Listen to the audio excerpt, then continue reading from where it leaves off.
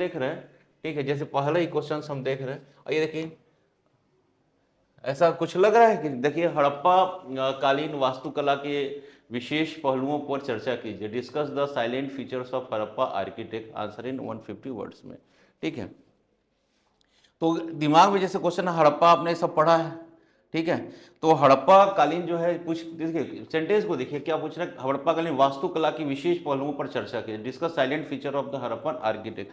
तो आर्किटेक्चर से रिलेटेड मतलब जो क्वेश्चंस पूछ रहा है, तो इसमें क्या बताना हो, क्या आपसे चाह रहा है, डिमांड क्या कर रहा है कि आप उसके आर्किटेक्चर को बताइए, हड़प्पा के बारे में पढ़े हैं। तो पहली बात हम करते हैं चीज़ों को कि जैसे कोई भी क्वेश्चन होता है वो 3 फॉर्म में होता है ना, एक क्या होता है इंट्रोडक्शन होता है, एक बॉडी होता है, दूसरा कंक्लूजन होता है ना, ठीक, निष्कर्ष हम जिसको बोलते हैं। उसी फॉर्मेट में कोई ऐसा लिखना नहीं होता, इंट्रोडक्शन, प्रस्तावना, बॉडी, ऐसा लिखना नहीं होता। आप पैराग्राफ में चेंज कर देते हो तो समझ में आ जाता है, ठीक है। तो इतना हमने डिस्कस करें, प्रीवियस में आप लोग डिस्कस कर रहे हैं अलग अलग डिफरेंट टीचर से, तो समझ में आ गया होगा कि मतलब उत्तर लिखने का या क्वेश्चंस लिखने का तरीका क्या होता है, ठीक है। तो सबसे पहले आप अगर इस क्वेश्चन को आप करते हो ना, तो सबसे पहले आपको क्या बताना पड़ेगा, इंट्रोडक्शन देना होगा। तो इंट्रोडक्शन में क्या दोगे, जैसे होता है ना इंट्रोडक्शन देंगे आप, तो इंट्रोडक्शन में दोगे जिसको हम हिंदी में प्रस्तावना बोल रहे हैं ना, ठीक है। ऐसा हम डिस्कस नहीं कर, पहले बताओ इंडस वैली सिविलाइजेशन के बारे में आपको बताना होगा। इंट्रोडक्शन किससे देना पड़ेगा, इंडस वैली सिविलाइजेशन के बारे में थोड़ा सा पैराग्राफ डिस्कस करना पड़ेगा कि इंडस वैली सिविलाइजेशन, हाँ, मतलब कब खोजा गया, एक्सकेवेटेड किसके द्वारा किया गया, main features Indus valley civilisation के क्या हैं, ठीक है। किस पार्ट में इंडिया का, मतलब पहले उसके इंट्रोडक्शन में इंडस वैली सिविलाइजेशन का खोज किसने किया ना, उसको बारेंगे। फिर इसका ज्योग्राफी को थोड़ा सा बता देंगे, ठीक है, पहले इसको ज्योग्राफी को बता देंगे, इसका मतलब इसका इंपॉर्टेंस, मतलब इंडस वैली सिविलाइजेशन का इंपॉर्टेंस भारतीय इंडियन कल्चर के हिसाब से, इंडियन हिस्ट्री के हिसाब से इंडस वैली सिविलाइजेशन का क्या इंपॉर्टेंस है, उसको डिस्कस करना पड़ेगा। तो स्टार्ट कैसे, मतलब इंडस वैली सिविलाइजेशन के बारे में, एक्सकेवेटेड, इसका खोजा गया, किसके द्वारा खोजा गया, हड़प्पा और मोहनजोदड़ो साइट्स के जो खोज करता है उनको बता दिया जाएगा, ठीक है। क्या इंपॉर्टेंस था, तो फर्स्ट अर्बन सिविलाइजेशन था, भारत के क्षेत्र के, एशियाई क्षेत्र का फर्स्ट अर्बन सिविलाइजेशन या नगरीय सभ्यता, इसको बताते हुए लिखना पड़ेगा, ठीक है। इसका ज्योग्राफिकल एरिया, लोकेशन बताना पड़ेगा, और इसका सबसे बड़ी बात है इसका टाइम, क्रोनोलॉजिकल टाइम पीरियड बताना पड़ेगा, ठीक है। तो टाइम पीरियड में आपको क्या करना होगा, इवॉल्व जो फॉर्म है, मतलब सिंधु घाटी सभ्यता का जो विकसित जो अवस्था, सिंधु घाटी सभ्यता को तो 3 फेजेस है ना, अब हम जैसे एक प्री होता है, और एक क्या होता है इवॉल्व होता है, और क्या दूसरा होता है डिक्लाइन ना। तो अपने को यहाँ पर जो देना है केवल इवॉल्व वाला देना है ना। हमने जो इवॉल्व वाला बात किया है क्या है, 1500 BC to 2500 BC to 1500 BC वाला ना, टू 1500 BC वाला, उस चीज़ों को डिस्कस करना है यहाँ पे। ये क्या है, यह विकसित वाला है ना ये, ठीक है। तो आपने इसको पढ़ा है, तो इसको मतलब विकसित सिंधु घाटी सभ्यता का ही टाइम पीरियड लगभग ना, किसी की इसमें 1750 तक दे रहा है, एनसीईआरटी बुक में 2350 दिया है, कोई चीज़ गलत नहीं होता, ठीक है। एनसीईआरटी की बुक में जो 2350 वाला दिया है वो क्या है, एनसीईआरटी आज से 30 साल पहले लिखा गया है। हर फील्ड में क्या होते हैं, रिसर्च होते हैं। तो आप फिर 2500 BC टू 1500 BC भी लिखोगे तो बिल्कुल सही जाता है ना। तो इसको आपको मतलब इस फेज को डिस्कस करना है, ठीक है। तो इतना ही कि इंट्रोडक्शन देना पड़ेगा, ठीक है। उसके बाद से जो आता है बॉडी आता है जो चीज पूछ रहा है, सिंधु घाटी सभ्यता के क्या पूछ रहा है, बार बार क्वेश्चन को पढ़ना है ना। फिर ये आर्किटेक्ट के बारे में पूछ रहा है, तो सिंधु घाटी सभ्यता के आर्किटेक्ट की क्या विशेषता है, क्या क्या आएगा इसमें, क्या आएगा, पहले क्या होगा, टाउन प्लानिंग, जिसको हिंदी में क्या बोलते हैं, नगर नियोजन। नगर नियोजन को बताना पड़ेगा, टाउन प्लानिंग को बताना पड़ेगा ना, ठीक है। तो टाउन प्लानिंग के कुछ फीचर्स, इंपॉर्टेंट फीचर्स क्या क्या है उसको डिस्कस करना पड़ेगा। टाउन प्लानिंग बताना पड़ेगा ना, टाउन प्लानिंग के इंपॉर्टेंट फीचर्स क्या हो जाएगा, जैसे हम टाउन प्लानिंग को दिखाना का सिटी लाइक हड़प्पा, मोहनजोदड़ो, कालीबंगा, लोथल, एक ही जैसे हमको क्या दिखने को मिल रहा है, अर्बन प्लानिंग देखने को मिल रहा है। एक दो से नहीं होगा, एक से ज्यादा, मोर देन एक से ज्यादा साइट्स में हमको एक ही जैसे अर्बन प्लानिंग दिख रहा है। तो अर्बन प्लानिंग क्या फीचर था, यहाँ पर शहर जो है 2 भागों में स्पष्ट रूप से बटा हुआ था, ठीक है। एक था अपर टाउन, दूसरा क्या था, लोअर टाउन। अपर टाउन को क्या कहा गया, सिटाडेल या किलो के अंदर सुरक्षित था ना वो, और दूसरा जिसमें किला नहीं थे उसको लोअर टाउन कहा गया। इस सब चीज़ों को डिस्कस करना होगा, ठीक है। तो अर्बन टाउन प्लानिंग दो प्रकार के, दो दो तरह के शहर यहाँ थे, यानी जैसे हड़प्पा, मोहनजोदड़ो, कालीबंगा, लोथल की हम बात करते हैं तो एक ही जैसे हमको अर्बन प्लानिंग देखने को मिल रहा है। ठीक है, शहर जो है स्पष्ट रूप से दो भागों में बटा हुआ था, एक एक ऊपरी शहर था और दूसरा क्या था, निचला शहर था। ऐसे बताएंगे ना अर्बन प्लानिंग को, एक अपर टाउन और दूसरा लोअर टाउन। फिर दूसरी विशेषता क्या थी, स्ट्रीट। दूसरी विशेषता क्या हो जाएगी अर्बन प्लानिंग में भी, अर्बन प्लानिंग में पहले क्या हो, अर्बन प्लानिंग का मतलब अपर टाउन लोअर टाउन बताना पड़ेगा, फिर स्ट्रीट को बताना होगा। स्ट्रीट किस बेस कैसे थे, ग्रिड पैटर्न पर आधारित थे, ग्रिड पैटर्न पर आधारित है ना, सड़कों का जाल बिछा हुआ था। ठीक है, एक दूसरे को राइट एंगल पर क्रॉस करते थे, 90 डिग्री पर एक दूसरे को क्या करते थे, क्रॉस करते थे, ऐसा बताना पड़ेगा आपको। ठीक है, क्लियर चीजें। और हाँ ड्रेनेज थोड़ा सा हम बाद में देखेंगे इसको, ड्रेनेज को। ठीक है, ड्रेनेज सिस्टम तो आएगा, तो ये होगा एक तरह से क्या होगा, टाउन प्लानिंग क्या हो जाएगा। ठीक है, दूसरा इसमें आ जाएंगे टाउन प्लानिंग में जो उसने बिल्डिंग मटेरियल यूज किया है, बिल्डिंग बनाने के लिए क्या किया गया, मटेरियल यूज किया गया, इसी में आएगा ना बिल्डिंग मटेरियल क्या था उसका। ठीक है, गुड, हाँ बिल्डिंग मटेरियल का, बिल्डिंग मटेरियल क्या यूज किया है, तो तीनों प्रकार के हमको दिखते हैं ना यहाँ पे।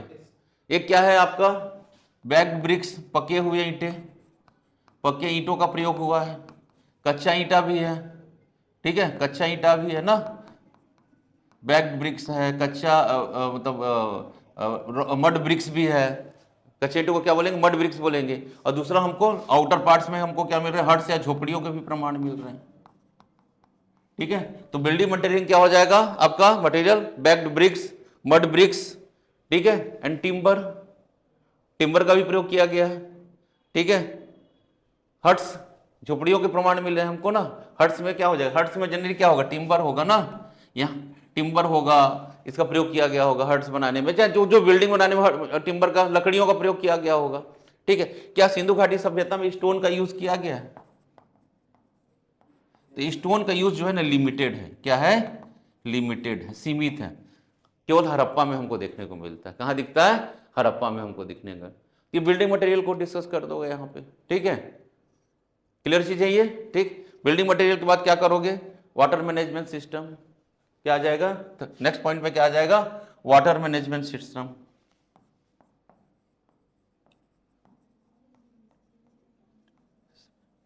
वाटर मैनेजमेंट एंड ड्रेनेज,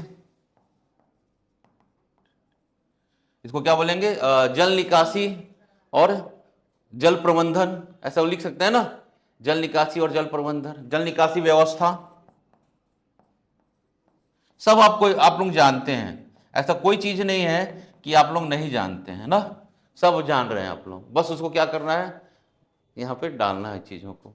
ठीक है, तो वाटर मैनेजमेंट सिस्टम या water grid, sorry drainage system, तो ड्रेनेज सिस्टम में कैसे लिखोगे, ड्रेनेज सिस्टम क्या है, सिंधु घाटी सभ्यता में क्या है, अंडरग्राउंड ड्रेनेज सिस्टम था ना, अंडरग्राउंड ड्रेनेज सिस्टम था, बिल्ट ऑफ ब्रिक्स, पक्के नालियों की व्यवस्था हमको दिख रही है, और नालियां क्या थी, ढकी हुई थी, नाली हिंदी में क्या, नाली ढकी हुई थी और नालियां पक्की थी। ब्रिक्स हम क्यों यूज कर रहे हैं, इन सेंस ऑफ मतलब पक्की नालियां है ना, इसलिए हम क्या यूज कर रहे हैं उसको, ब्रिक्स का यूज कर रहे हैं। पक्की नालियां थी, नालियां ढकी हुई थी, अंडरग्राउंड ड्रेनेज सिस्टम था, कवर्ड विथ स्लैब्स, हाँ जहाँ वो, हाँ वो क्या पत्थरों का मतलब ईंटों को जोड़ने के लिए ना जिप्सम का और चूने का उपयोग, वह लाइम्स का उपयोग किया जाता था, तो आप ऐसा लिख सकते हो। ठीक है, और क्या देख सकते हो, वाटर मैनेजमेंट के सभी घरों में क्या होते थे, बाथरूम से टॉयलेट्स थे, पीने के पानी के लिए कुएं की व्यवस्था थी, लिख सकते हो ना, तो वाटर मैनेजमेंट में आ जाएगा। ठीक है, इसके अलावा और क्या लिखोगे, हाँ आएंगे धीरे धीरे, सब पे आ रहा है, ठीक सब पे आ रहे हैं अभी। ठीक है, सभी पे आ रहे हैं ना, ये हम तो एक साथ कैसे पॉइंट डिस्कस कर रहे हैं ना, मतलब आप आर्ट एंड आर्किटेक्ट में क्या दो, वो भी आएगा, वो भी आ जाएगा, जो ग्रेनेज की बात कर रही है ना वो आएगा, जिसको अन्नागार बोल रहे हैं वो भी आएगा। ठीक है, ठीक, तो क्या लिखे, each house had bathroom and toilets connected to main drainage.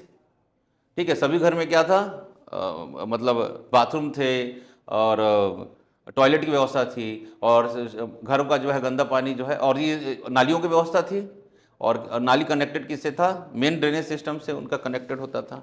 इन चीज़ों को डिस्कस करना है। ठीक है,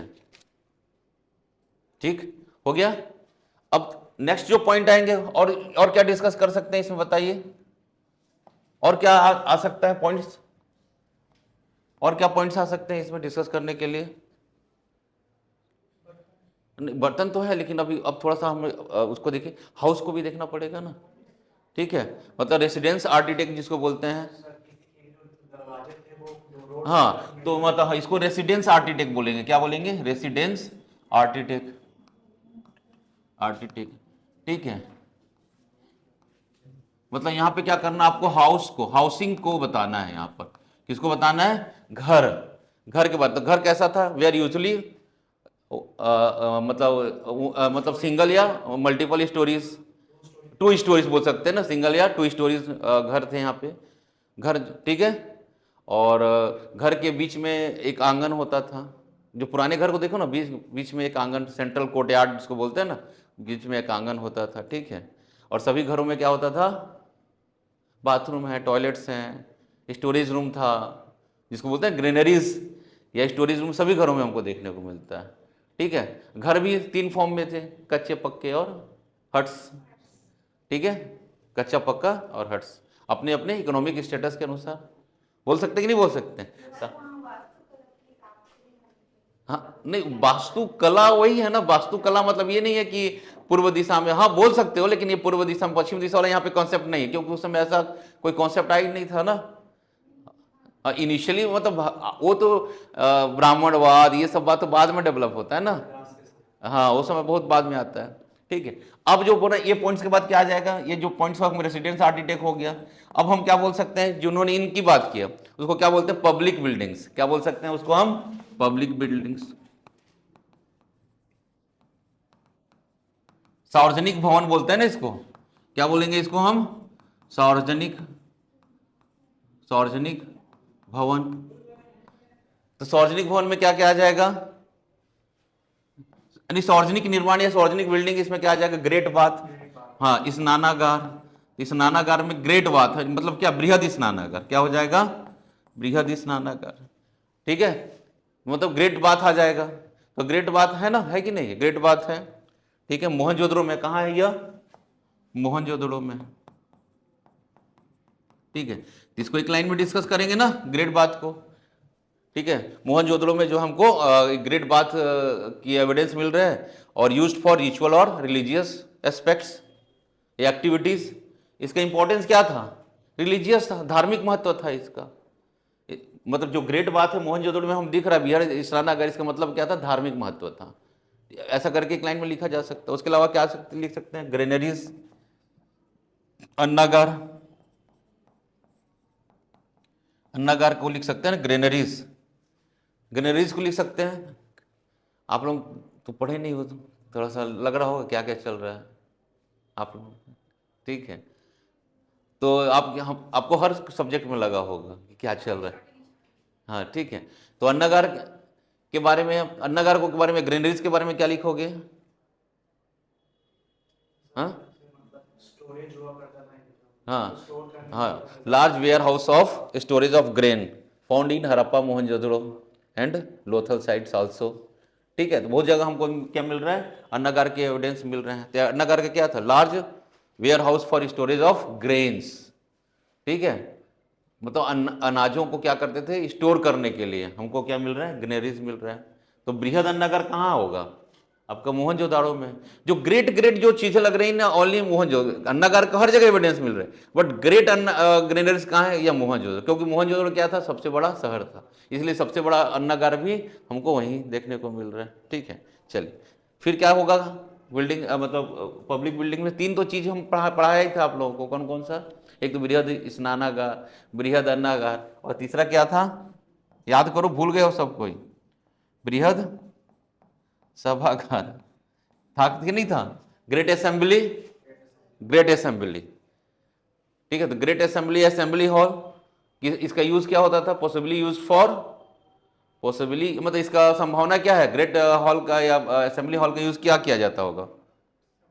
हाँ, पब्लिक और या administrative gathering, administrative gathering purpose से इसका यूज किया जाता होगा।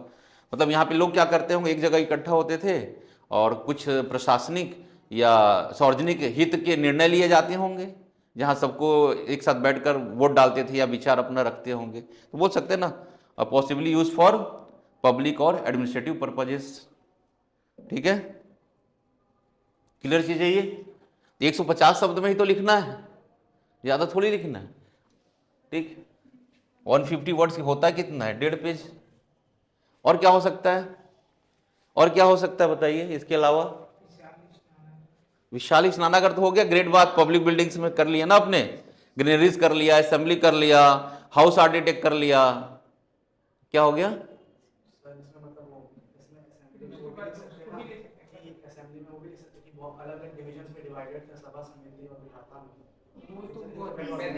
तुम कंफ्यूज कर, वैदिक काल में आ गए।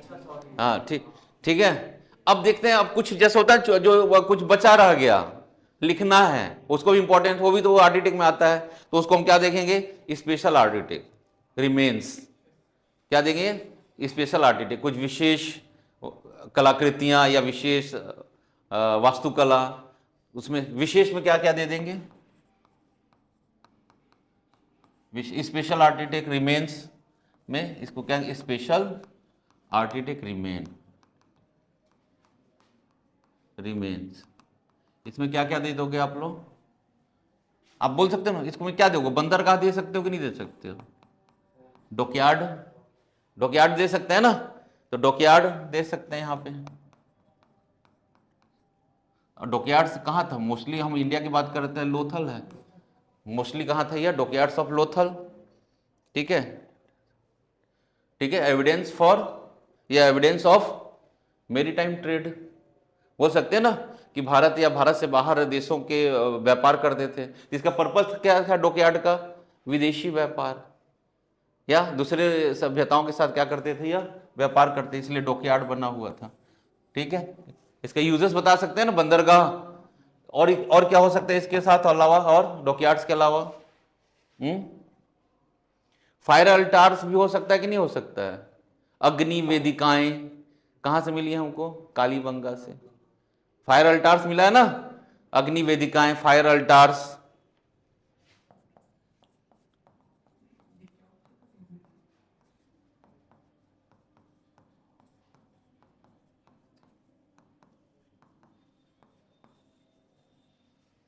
अग्नि वेदिकाएं यूज क्या थे, अग्नि वेदिकाएं का रिचुअल पर्पसेस, क्या था इसका इंपॉर्टेंस, क्या था, रिचुअल पर्पसेस। एक पृष्ठ को दिखाया गया है ना, आग जल रहा है और कुछ रिचुअल प्रैक्टिसेस कहा गया, हमको मंदिर के एविडेंस नहीं मिल रहे हैं, लेकिन रिचुअल प्रैक्टिसेस के क्या मिल रहा है, एविडेंस हमको मिल रहे हैं। ठीक है, उसके अलावा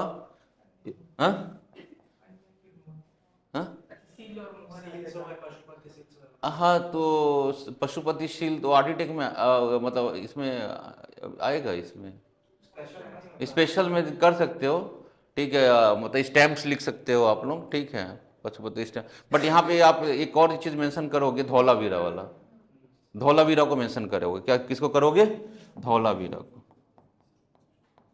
धौलावीरा, तो धौलावीरा काहे के लिए जाना जाता है, हाँ, धौलावीरा को काहे के लिए जाना जाता है, बताओ बताओ, धौलावीरा, धौलावीरा को काहे के लिए जाता है, डैम, धौलावीरा में क्या था, वाटर टैंक्स था ना, डैम था। ठीक है, वाटर रिजर्वायर, क्या बनाया गया था, वाटर रिजर्वायर, बांध बनाया हुआ था। यहाँ का तो क्या था, वाटर मैनेजमेंट सिस्टम तो बहुत ही स्ट्रांग था ना, डैम से केनाल निकालकर जो सिंचाई की सुविधा थी, धौलावीरा। ठीक है, और ट्रिपल टाउन प्लानिंग हमको दो जगह, हमको क्या मिलता है, दो जगह, यहाँ पे ट्रिपल टाउन प्लानिंग मिलता है ना, यहाँ पर क्या मिलता है, ट्रिपल टाउन प्लानिंग।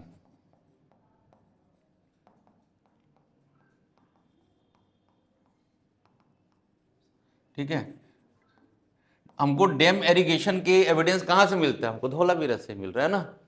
ठीक है, पानी को रिजर्वायर, मतलब रिजर्वायर बना के रखा था, और वहाँ के क्या करता था, इरिगेशन पर्पज़ के लिए यूज़ किया जाता था उसका। तो ये पॉइंट्स आप क्या सकते हो, दे सकते हो।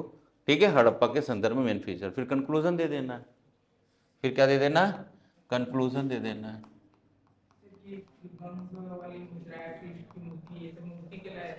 हाँ, वो दूसरा आ जाएगा, हाँ, इसमें नहीं आएगा वो, इसमें केवल आपको जैसे रोड हैं, बिल्डिंग मटेरियल्स हैं, इस टाइप की चीज़ें इसमें आएंगी। ठीक है, ग्रेट बाथ, ग्रेट असेंबली। ठीक है, वो स्कल्पचर्स में आ जाएंगे, सब किस में आ जाएंगे, वो जो आपने सील मोहर स्टैम्प्स बताए ना, वो स्कल्पचर्स में आ जाते हैं। ठीक है, तो आप क्या लिख सकते हो, लैंडमार्क्स में क्या लिख सकते हो आप?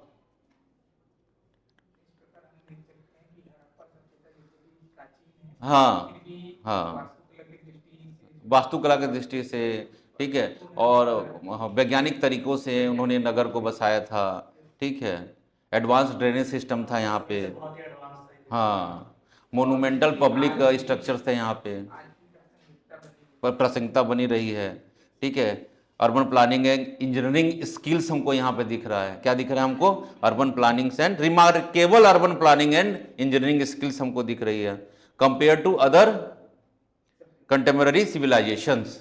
अगर दूसरी हम सभ्यताओं से इंडस की हम तुलना कर रहे हैं तो उनकी तुलना में हमको क्या दिख रहा है यहाँ पर, मतलब इस हम सिंधु घाटी सभ्यता की तुलना उस समय के तत्कालिक दूसरे अन्य सभ्यताओं से, रोम की सभ्यताओं से, सुमेरियन सिविलाइजेशन से हम कर रहे हैं, तो मतलब क्या होगा, compare to contemporary civilization the Harappa demonstrated remarkable urban planning and engineering skill.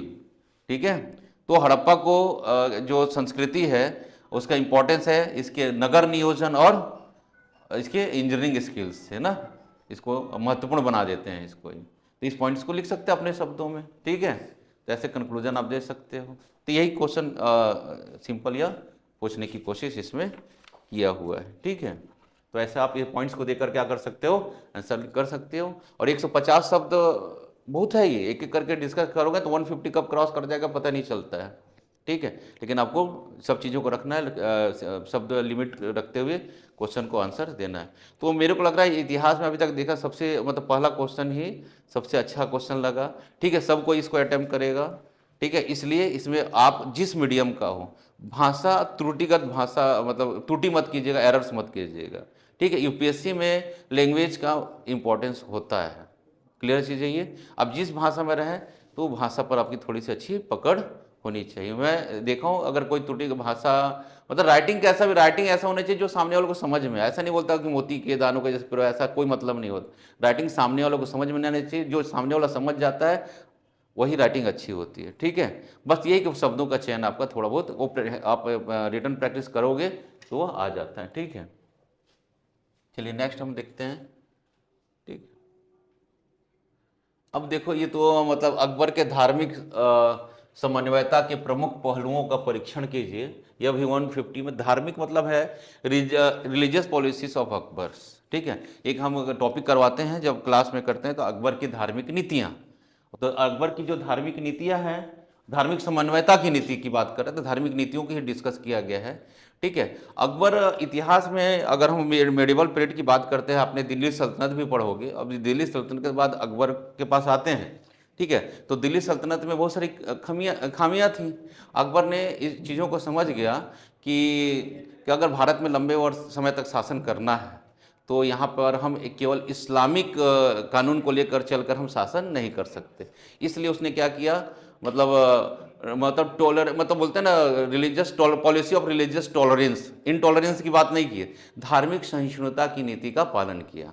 इस चीज़ों को समझ लिया, सुलह कुल की नीति का पालन किया। ये रिलीजियस पॉलिसी के सुलह कुल मतलब सभी समाज में सभी वर्ग के लोग हैं, सभी धर्म के लोग हैं। ठीक है, जैसे जैन है, बौद्ध है, हिंदू हैं, मुस्लिम्स तो ही है, वो तो खुद था। लेकिन अगर सबके सभी धर्मों के साथ मैं अगर मेल मिलाप की या सुलह की नीति लेकर चलूंगा तो क्या होगा, मतलब मैं लंबे समय तक शासन कर पाऊंगा। इसलिए चीज़ों से को ध्यान में था और अपने ऐसे अकबर की रिलीजियस पॉलिसी हमको दिखती है। ठीक है, दूसरा था कि बहुत सारे जो हिंदुओं पर देखेंगे दिल्ली सल्तनत में बहुत सारे टैक्स इम्प्लांट किए गए थे, जस्ट लाइक जजिया। फिर एक था पिलग्रिम टैक्स जो चल रहा था, तीर्थ यात्रा कर जिसको कहा गया है ना। तो जैसे ही अकबर देखिए, अकबर के टाइम पीरियड में हम देखते हैं अकबर का, पहले तो थोड़ा सा इंट्रोडक्शन करना पड़ेगा ना अकबर का। अकबर देखिए शुरू में तो इंट्रोडक्शन अकबर का देना पड़ेगा, है कि नहीं? अकबर का इंट्रोडक्शन देना पड़ेगा, अकबर कौन था, कब शासक बना। ठीक है, तो अकबर जो है शासक बनता है 1556 टू 1605 तक ये रहता है ना। इतना बड़ा टाइम पीरियड है इसका, लगभग कितना है 50 ईयर्स, 49 ईयर्स का आ रहा है ना, तो अप्रॉक्स 50 ईयर्स का ये तो मतलब इसका रूलर ऐसा 50 ईयर्स एक ऐसा शासक है, ये सोचो तो बहुत लंबा टाइम पीरियड होता है किसी भी शासक के लिए। ठीक है, ये अर्ली लाइफ में ही इसको समझ में आ गया कि अगर भारत पर लंबे समय तक शासन करना है, ज़्यादा पढ़ा लिखा भी नहीं था, एज ऑफ 16 या क्या बोलते हैं भारत का बादशाह बन जाता है। और मुगल का जब हम डिस्कस करते हैं तो यहाँ पे सुल्तान टर्म्स यूज नहीं किया जाता है, क्योंकि मुगलों ने सुल्तान टर्म्स को ड्रॉप कर दिया था और इन्होंने अपने को बादशाह कहा था। ठीक है, तो आप रूलर लिख सकते हो या कभी सुल्तान या नहीं लिखना। ठीक है, यहाँ पर क्या टर्म्स देंगे, अगर मुगल रूलर लिखोगे चल जाएगा, शासक लिखोगे चल जाएगा, लेकिन सुल्तान लिख दोगे तो वहां गोला लग जाना है यहाँ पर। तो आपको क्या करेगा, मुगल बादशाह टर्म्स यूज करते हुए लिखना है। ठीक है, इसका टाइम पीरियड क्या 1550। अब देखिएगा इसका टाइम पीरियड जो है ना 1556 से लेकर आपका लगभग देखते हैं 1561 या 62 तक, यह जो है ना मतलब ये कुछ नहीं कर पाता इस टाइम पीरियड में। ठीक है, क्योंकि जस्ट 16 ईयर्स का होता है और इसका पैटर्न जो बना रहता है उसका नाम रहता है बैरम खां। ठीक है, जब डेथ ऑफ बैरम खां या बैरम खां से इसको छुटकारा मिल जाता है ना, तब इसकी धार्मिक नीतियां को इम्प्लांट करता है। क्लियर चीजें, जिसके लिए बहुत सारे अपने पॉलिसी अपनाते, क्योंकि हमारा जो क्वेश्चन आया है वो रिलीजियस पॉलिसी के ऊपर आया। किसके ऊपर आया, ओनली रिलीजियस पॉलिसी के ऊपर। तो पॉलिसी ऑफ सुलह कुल या सुलह कुल की नीति, इसकी एक नीति होती है। इसमें क्या करता है, अकबर का विजन रहता है कि समाज के जितने भी वर्ग के लोग हैं उसमें जो है emphasize tolerance, equalities and respect and other harmony एवं different religious and social groups. ठीक है, मतलब समाज के सभी वर्गों में क्या कहा है, सहिष्णुता की भावना को भरना है। ठीक है, इक्वलिटी, उनको इक्वलिटी पर जोर देना है, सबका धार्मिक रूप से आदर करना है, जिससे एक समाज में क्या रहे, समरसता बने रहे। उस पॉलिसी का नाम है पॉलिसी। अकबर का इंट्रोडक्शन दे दोगे ना। ठीक है, अकबर बादशाह बना, ये है बैरम खान के नेता। बैरम खान मुक्त होने के बाद क्या किया, सबसे पहला काम क्या किया इसने कि सबसे पहले क्या किया, 63 में, मतलब जो बोलना चाहिए कि एबोलिशन ऑफ डिस्क्रिमिनेटरी टैक्स, मतलब जो भेदभाव वाला जो टैक्स था ना, सबसे पहले खत्म किया इसने। ठीक है, बोलते हैं भेदभाव पूर्ण जो टैक्स थी, जो करें थी, उनका क्या कर दिया, खत्म कर दिया। तो 63 में सबसे पहले क्या किया, पिलग्रिम टैक्स को रिमूव किया और 64 में जजिया टैक्स को रिमूव कर दिया इसने। क्लियर है, इसको पहला जो पॉइंट्स देंगे इसमें लिखेगा एबोलिशन ऑफ डिस्क्रिमिनेटरी टैक्सेस। तो पहला अकबर ने क्या किया, भेदभावपूर्ण जो कर था उसको समाप्त कर दिया। ठीक है, उसको कर समाप्त कर दिया। उस सिलसिले में पहला काम क्या किया उसने, तीर्थ यात्रा कर को समाप्त किया। तीर्थ यात्रा कर को समाप्त किया 1563 में। और दूसरा रिमूव किया जजिया कर को। जजिया कर क्या था, जजिया कर किस पर लगाया जाता है, हिंदुओं पर लगाया गया था ना। ये भी हिंदुओं पर लगाया था। तीर्थ यात्रा, कोई हिंदू जो अगर तीर्थ यात्रा करने प्रयाग या इधर जाता था तो वो टैक्स के दायरे में आ जाता था, उसको टैक्स वसूल। इसलिए इसका नाम क्या गया है, पिलग्रिम्स टैक्स कहा गया इसको। ठीक है, तीर्थ यात्रा कर, इसको कहा गया जजिया कर। इन सबको क्या कर दिया इसने, रिमूव्ड कर दिया। ठीक है, तो अनवांट मतलब भेदभावपूर्ण जो है ना, डिस्क्रिमिनेटरी सोसाइटी में जो भेदभाव कर रहे थे, इस प्रकार के टैक्स को क्या करता है, रिमूव कर देता है। दूसरा है पॉलिसी ऑफ सुलह कुल। इसकी जो धार्मिक नीतियों में ना, दूसरा था पॉलिसी ऑफ सुलह कुल की नीति, सुलह कुल की नीति। ठीक है,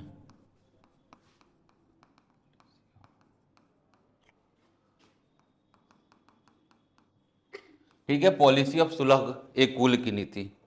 ठीक है, सुलह कुल की नीति, कुल होगा। ठीक है, पॉलिसी ए सुलह कुल या सुलह कुल की नीति। सुलह कुल की नीति क्या है, ठीक है, सुलह कुल का मतलब होता है पीस विथ ऑल। इसका मतलब क्या होता है, पीस विथ ऑल। इसका हिंदी में क्या मतलब हुआ, सबके सब क्या हुआ इसका मतलब हिंदी में, पीस विथ ऑल मतलब सभी धर्मों में शांति बने रहे, सौहार्द बना रहे, इसके लिए। ठीक है, सुलह कुल की नीति। और हाँ, सभी धर्मों में सद्भाव बना रहे, सभी भाव, मतलब इसका मतलब क्या था, इफ इट मतलब करने का मतलब इट इम्फेसाइज, इसकी जो सुलह कुल policy emphasise tolerance, equal respects and harmony among different religions. सभी मतलब सभी धर्मों के बीच में क्या रहे, सहिष्णुता बनी रहे। ठीक है, उनमें जो है सभी धर्मों का समान रूप से आदर हो। ठीक है, और उनमें जो है समरसता बनी रहे। इस पर्पज से उसने इस पॉलिसी को लागू किया। इसको बोल सकते हैं यूनिवर्सल पीस भी कह सकते हैं, हमें मेरे साम्राज्य में सब जगह शांति बनी रहे। इसके लिए क्या किया, पॉलिसी सुलह कुल की नीति की उसने घोषणा कर दिया। ठीक है, और ये सभी के लिए लागू था कि उसके साम्राज्य में हिंदू रहे, मुस्लिम रहे, जैन है, सभी के लिए यह पॉलिसी लागू था। ठीक है, तो इसको लिख सकते हैं पॉलिसी। अकबर जब पढ़ेंगे तो उसकी सुलह कुल की नीति थी, वो बहुत बड़ा मायने रखता है। ठीक है, ठीक है। नेक्स्ट लिखेंगे incorporation of Hindu into administration. Incorporation तीसरा जो पॉइंट्स आ जाएगा, incorporation of Hindus into administration, प्रशासन में हिंदुओं को भी समावेश किया। मतलब इसने क्या किया, मुगल प्रशासन में हिंदुओं को भी शामिल किया, इसने हिंदुओं को शामिल किया। ठीक है, मुगल प्रशासन में क्या किया इसने, हिंदुओं को, incorporation of Hindu into administrations. ठीक है, तो हिंदू को शामिल किया, उसके पक्ष में पॉइंट्स देना पड़ेगा ना, क्या देंगे आप। ठीक है, तो मुगलों ने क्या किया, sorry, Akbar appointed to significant number of Rajput and other Hindu to high position of Mughal administration. इसने क्या किया, जितने भी मान्य हिंदू और या राजपूतों को अपने प्रशासन में उच्च ओहदा दिया। उसने एक सिस्टम, मतलब एक मिलिट्री आप पढ़ोगे ना अकबर की, तो एक पॉलिसी आती है मनसबदारी व्यवस्था, मनसबदारी सिस्टम ना। तो मनसबदारी सिस्टम को भी यहाँ पे मेंशन करता, प्रशासन में हिंदुओं को तो शामिल किया, तो मनसबदारी जो व्यवस्था है ना, इसका मनसबदारी या मनसबदारी सिस्टम, और ये मनसबदारी जो है देता था, यह आईन अकबरी में बोला गया है कि 66 टाइप के मतलब मनसबदारी, लेकिन प्रैक्टिस में बहुत कम थे। मान लो किसी को क्या दे रहा है, वह 2000 का मनसब दे रहा है, किसी को 1000 का मनसब दे रहा है, किसी को 500 का मनसब दे रहा है, किसी को 5000 का भी मनसब दे रहा है, किसी को 7000 का भी मनसब देने की बात किया गया है। तो मनसबदारी जो सिस्टम होता है ना, ये रैंक्स तय करते थे। क्या करते थे, यह रैंक्स दो प्रकार का दिया जाता था। एक को होता था आपका, एक को कहा गया है जाता और दूसरे को कहा गया सवार। ठीक है, जात और सवार। ठीक है, तो जात जो है वो टर्म दिखा था सिविल रैंक था, और सवार जो था उसका मिलिट्री हैसियत था। मतलब मनसब का मतलब होता था हैसियत। क्लियर, तो किसी मात्र को इसमें किसी प्रकार का भेदभाव नहीं किया वो। ठीक है, मतलब वो किसी अधिकारी को दे रहे, हिंदुओं को, जैसे राजा मानसिंह को इसने 5000 से ज्यादा का मनसब मिला हुआ था। अकबर को, बीरबल को भी मनसब दिया गया था। इसने तो संभाजी को भी, सॉरी, औरंगजेब ने तो संभाजी को भी ऑफर किया। हमको तो अकबर का डिस्कस करना है यहाँ पे, तो अकबर पर ही हम कंसंट्रेट करेंगे। तो ऐसे करके क्या है, तो मनसब दिया जाए। मनसब देने का इसका मेन मतलब था कि मेरे जो अधिकारी हैं, मनसब उन्हें जो अथॉरिटी है, उनमें धार्मिक भेदभाव न रहे। मतलब इसको 5000 का मनसब है तो 5000 का मनसब, 5000 ही मनसबदार, तो मतलब ऐसा उसको बोला जाएगा। 5000 का मतलब डिस्क्रिमिनेशन नहीं है, मतलब उसे जाति, मतलब ये मुस्लिम है, ये हिंदू है, इसे डिस्क्रिमिनेशन ना रहे, इसलिए क्या कि रैंक तय कर दिया। 2000 का मनसब, 1000 का मनसब ऐसे देता था। तो मेरे दरबार में जो लोग हैं ना, जैसे 5000 के मनसब है, तो ऐसा नहीं 5000 का मनसब है केवल मुस्लिम ही है, हिंदू नहीं है, तो ऐसे रैंक देने की ऐसी बात की, मनसबदारी देने की बात की। तो यह भी इसका क्या है, धार्मिक पक्ष को दिखाता है ये। ठीक है, तो पहला तो होगा, जैसे हमने देखा प्रशासन में हिंदुओं को शामिल किया, मतलब Akbar appointed significant number of Rajput and other Hindu to high position in the Mughal administration.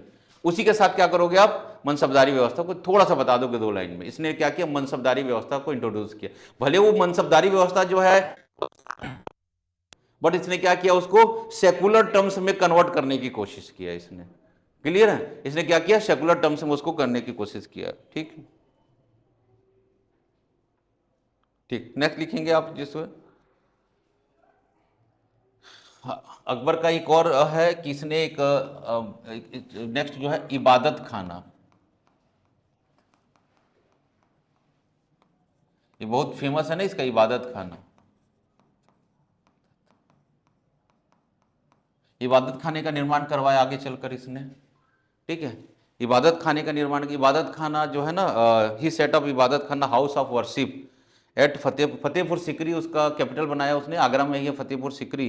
We are scholar of different religions, मतलब इबादत खाना हुआ था यहाँ पर, क्या कहते हैं, रिलीजियस डिस्कशन होता था। क्या होता था, धार्मिक परिचर्चाएं होती थी यहाँ पे। समाज उस समय जो सोसाइटी में जितने भी धर्म, चाहे वो सिख हो धर्म था, चाहे जैन धर्म था, चाहे बौद्ध धर्म था, चाहे हिंदू, चाहे मुस्लिम है, सभी धर्म गुरुओं को मिलाकर क्या करता था, वह धार्मिक परिचर्चा।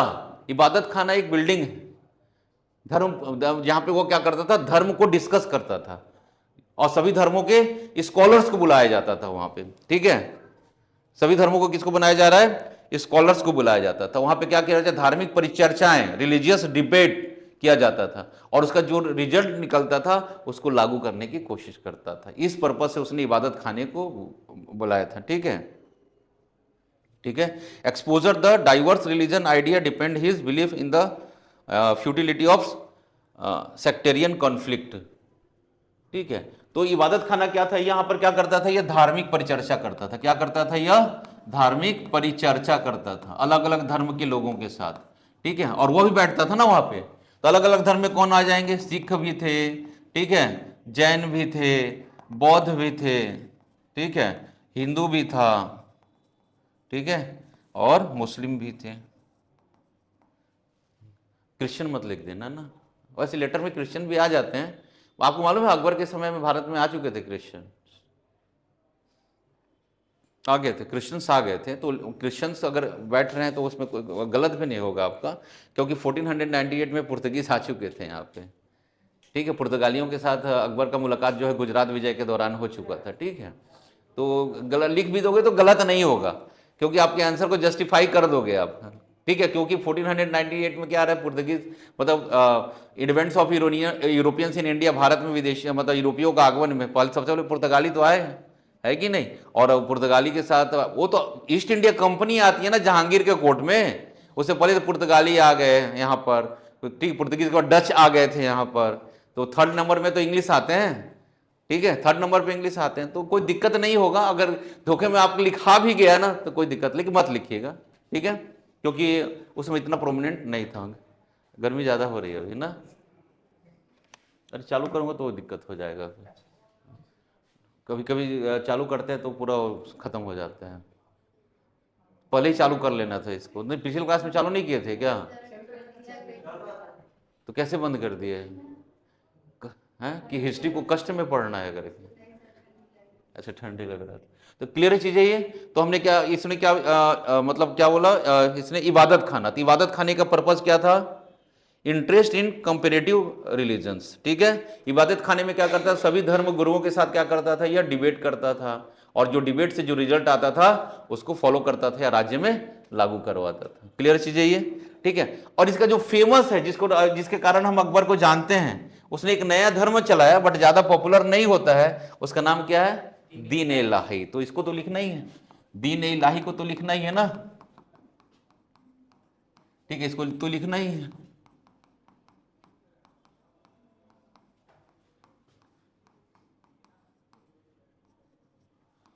दीन इलाही धर्म को तो लिखना ही है इसका अकबर का। Akbar attempt to create a spiritual order called Din Ilahi.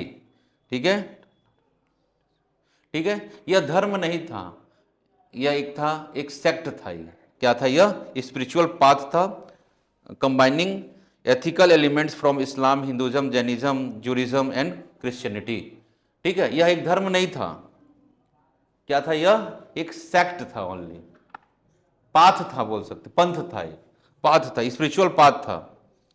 ठीक है, और इसमें सभी धर्म के अच्छी चीजों को इसमें शामिल किया गया था। सभी धर्मों के जो अच्छी चीजें हैं, इस्लाम की अच्छी चीजों को, हिंदू के अच्छी चीजों को, जैन के अच्छी चीजों को, ठीक है, इसमें क्या किया गया था? शामिल किया गया था। ठीक है, एथिकल एलिमेंट जो थे ना सभी धर्मों के, मतलब नैतिक मूल्यों को शामिल इसमें किया गया था। ठीक है, जैसे प्रीटी मतलब दया, लॉयल्टी, काइंडनेस, वेजिटेरियनिज्म। ठीक है, क्लियर है? किसको शामिल? सभी धर्मों के अच्छी चीजों को शामिल किया, जैसे दया, करुणा, काइंडनेस, दयालुता। शासकों में क्या होना चाहिए? दयालुता होनी चाहिए। शाकाहारी जीवन जीने को प्रेरित करता था यह। ठीक है, दीन इलाही के माध्यम से क्या किया? शाकाहारी जीवन जीने के लिए प्रेरित किया इसने। ठीक है, और जो अंधविश्वास या ऑर्थोडॉक्स जो सोसाइटी बने तो उससे दूर करने की बात किया इसने। तो क्या हो गया? ये एथिकल वैल्यूज होगा ना। क्या हो गया? एथिकल वैल्यूज पर इंफेसिस किया। अकबर के दीन इलाही धर्म जो है ना आम जनता के लिए नहीं था, ये आपको बता रहा हूं, खास बात है इसका। दीन इलाही धर्म जो है यह आम जनता के लिए नहीं था, इसके ऑफिसर्स के लिए था ये। ठीक है, क्योंकि उनके एथिकल वैल्यूज उनमें रहेगा तो ऑलरेडी क्या होगा मेरे साम्राज्य में? मतलब क्या होगा? बैसनेस किसी धर्म के प्रति नहीं रहेगा। तो सबसे पहले जो दीन इलाही धर्म को एक्सेप्ट किया वो कौन था? बीरबल। बीरबल के द्वारा किया। तो इसलिए कोर्ट पर्सन्स के लिए था नॉलेज के, इसके दरबारी जो लोग थे ना उन्हीं के लिए। और अकबर के लाइफ में केवल आपको मालूम है 12 या 13 लोग ही दीन इलाही धर्म को अपनाए हैं। तो आप नहीं बोल सकते कि सभी लोगों के लिए खुला था। ये उसके दरबार में, इसके कोर्ट में लोगों में क्या हो, मोरल वैल्यूज बने रहे, एथिकल वैल्यूज बने रहे, इनके अधिकारी एथिकल वैल्यूज से भटक न जाएं। तो अपने अधिकारियों में एथिकल वैल्यूज का समावेश करने के लिए उसने क्या चलाया? एक नया धर्म, दीन इलाही धर्म चलाया। क्लियर चीजें? जैसे आपने बोला ना कि जैसे एक टर्म्स आता है, आप उसमें पढ़ते हो आप लोग तो क्लास में हम डिस्कस नहीं किए हैं। एक था सिजदा एंड पैबो सिस्टम था बाई बलवन, बाद में पढ़ाएंगे आपको ना। तो अकबर का भी ये था। अकबर इसमें किसी प्रकार का मतलब कोई व्यक्ति दीन इलाही धर्म का रहना है तो किसी प्रकार का पूजा पाठ नहीं करना है, कोई हवन नहीं करना है, मतलब बादशाह के सामने जाना, मेरे को दीन इलाही धर्म अपनाना है, तो एक शपथ पत्र होता था जो उसका अधिकारी पढ़ता था और शासक जो है पीठ थपथपा देता था अकबर, तो यू आर कन्वर्टेड इनटू दीन इलाही। तो ऐसा कोई नहीं था कि बहुत सारा प्रोसेस अपनाना है।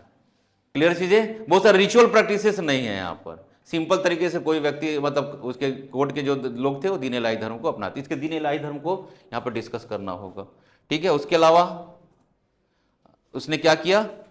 अकबर ने इस्लाम के जो ट्रेडिशन थे या रीति रिवाज थे के अलावा जो है अन्य जो यहाँ पे जो है respect for non Islamic tradition also. Next point क्या हो जाएगा? अकबर ने नॉन इस्लामिक परंपराओं का भी सम्मान किया, गैर मुसलमान या गैर इस्लामिक परंपराओं का भी सम्मान किया, ठीक है। इस पॉइंट ये भी देखेंगे, यहां पे पॉइंट्स देंगे। गैर इस्लामिक परंपराओं का सम्मान, इसमें क्या लिखोगे बताओ?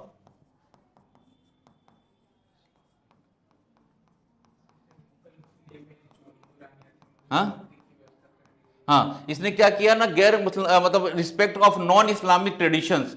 मतलब ये नहीं कि हम मुस्लिम त्योहार ही मना रहा है, ईद मना रहा है, ईद उल मिलाद नबी, ईद उल जुहा, इस टाइप के फेस्टिवल नहीं मना रहा है। इसने जो नॉन इस्लामिक फेस्टिवल्स है, जैसे होली है, दशहरा है, दिवाली है, रक्षाबंधन है, वो अपने कोर्ट में मनाता था।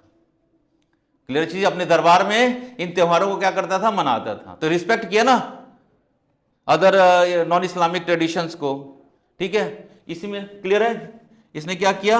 जैसे अन्य धर्मों के त्योहारों को भी अपने दरबार में सम्मान दिया, इज्जत दिया। ये पॉइंट्स को लिख सकते हैं, ठीक है। तो मतलब अन्य धर्म के जो परंपराएं हैं, त्योहार हैं, अन्य धर्म के त्योहार की अनुमति दिया अपने कोर्ट में, और दरबार में इसको मनाया जाता था। दरबार में इसको मनाया जाता था।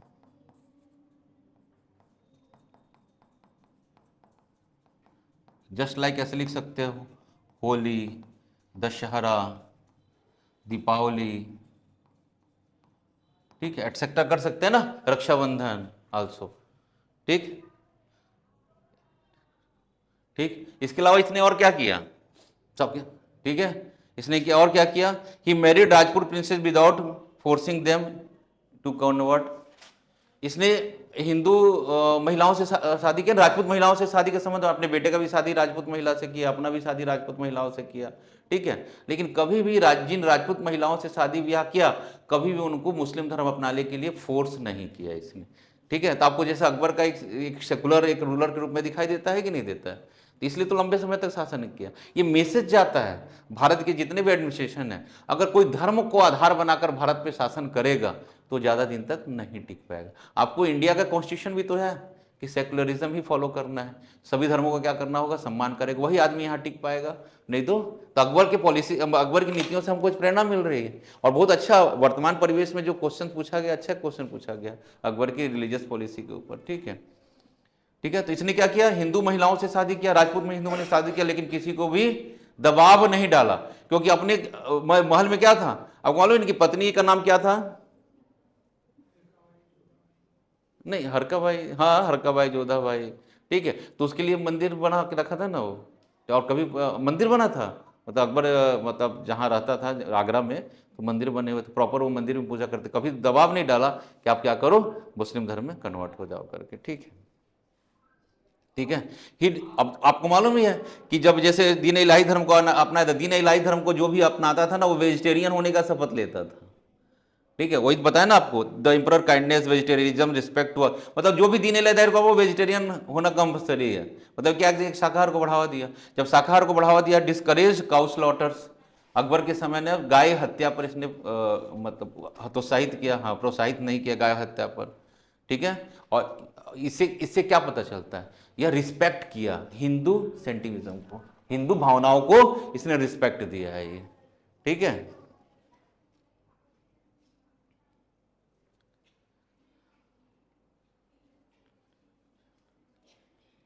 ठीक है। तो ये पॉइंट्स देकर क्या कर सकते हो, बताया जा सकता है ना, अंत में कंक्लूजन दे देना।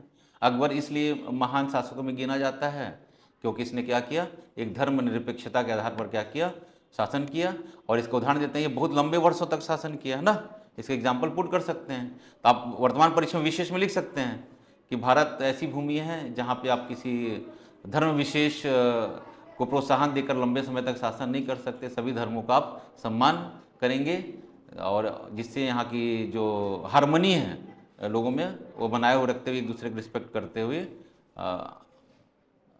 शासकों को भी ये समझना पड़ेगा चीज़ों को, है कि नहीं। आप ऐसा करके कंक्लूजन या अपने तरफ से कंक्लूजन जो है आपका आंसर को दोगे, लेकिन अपना लास्ट पॉइंट थोड़ा अपना भी डालने की कोशिश। इस प्रकार का क्वेश्चन ये नहीं है कि एकदम ट्रू हिस्ट्री है, ये सोसाइटी को इंडिकेट कर रहा है। किसको इंडिकेट कर रहा है, अपनी सोसाइटी को कर रहा है। तो इस टाइप के आंसर को आप पुट करोगे यहाँ पर।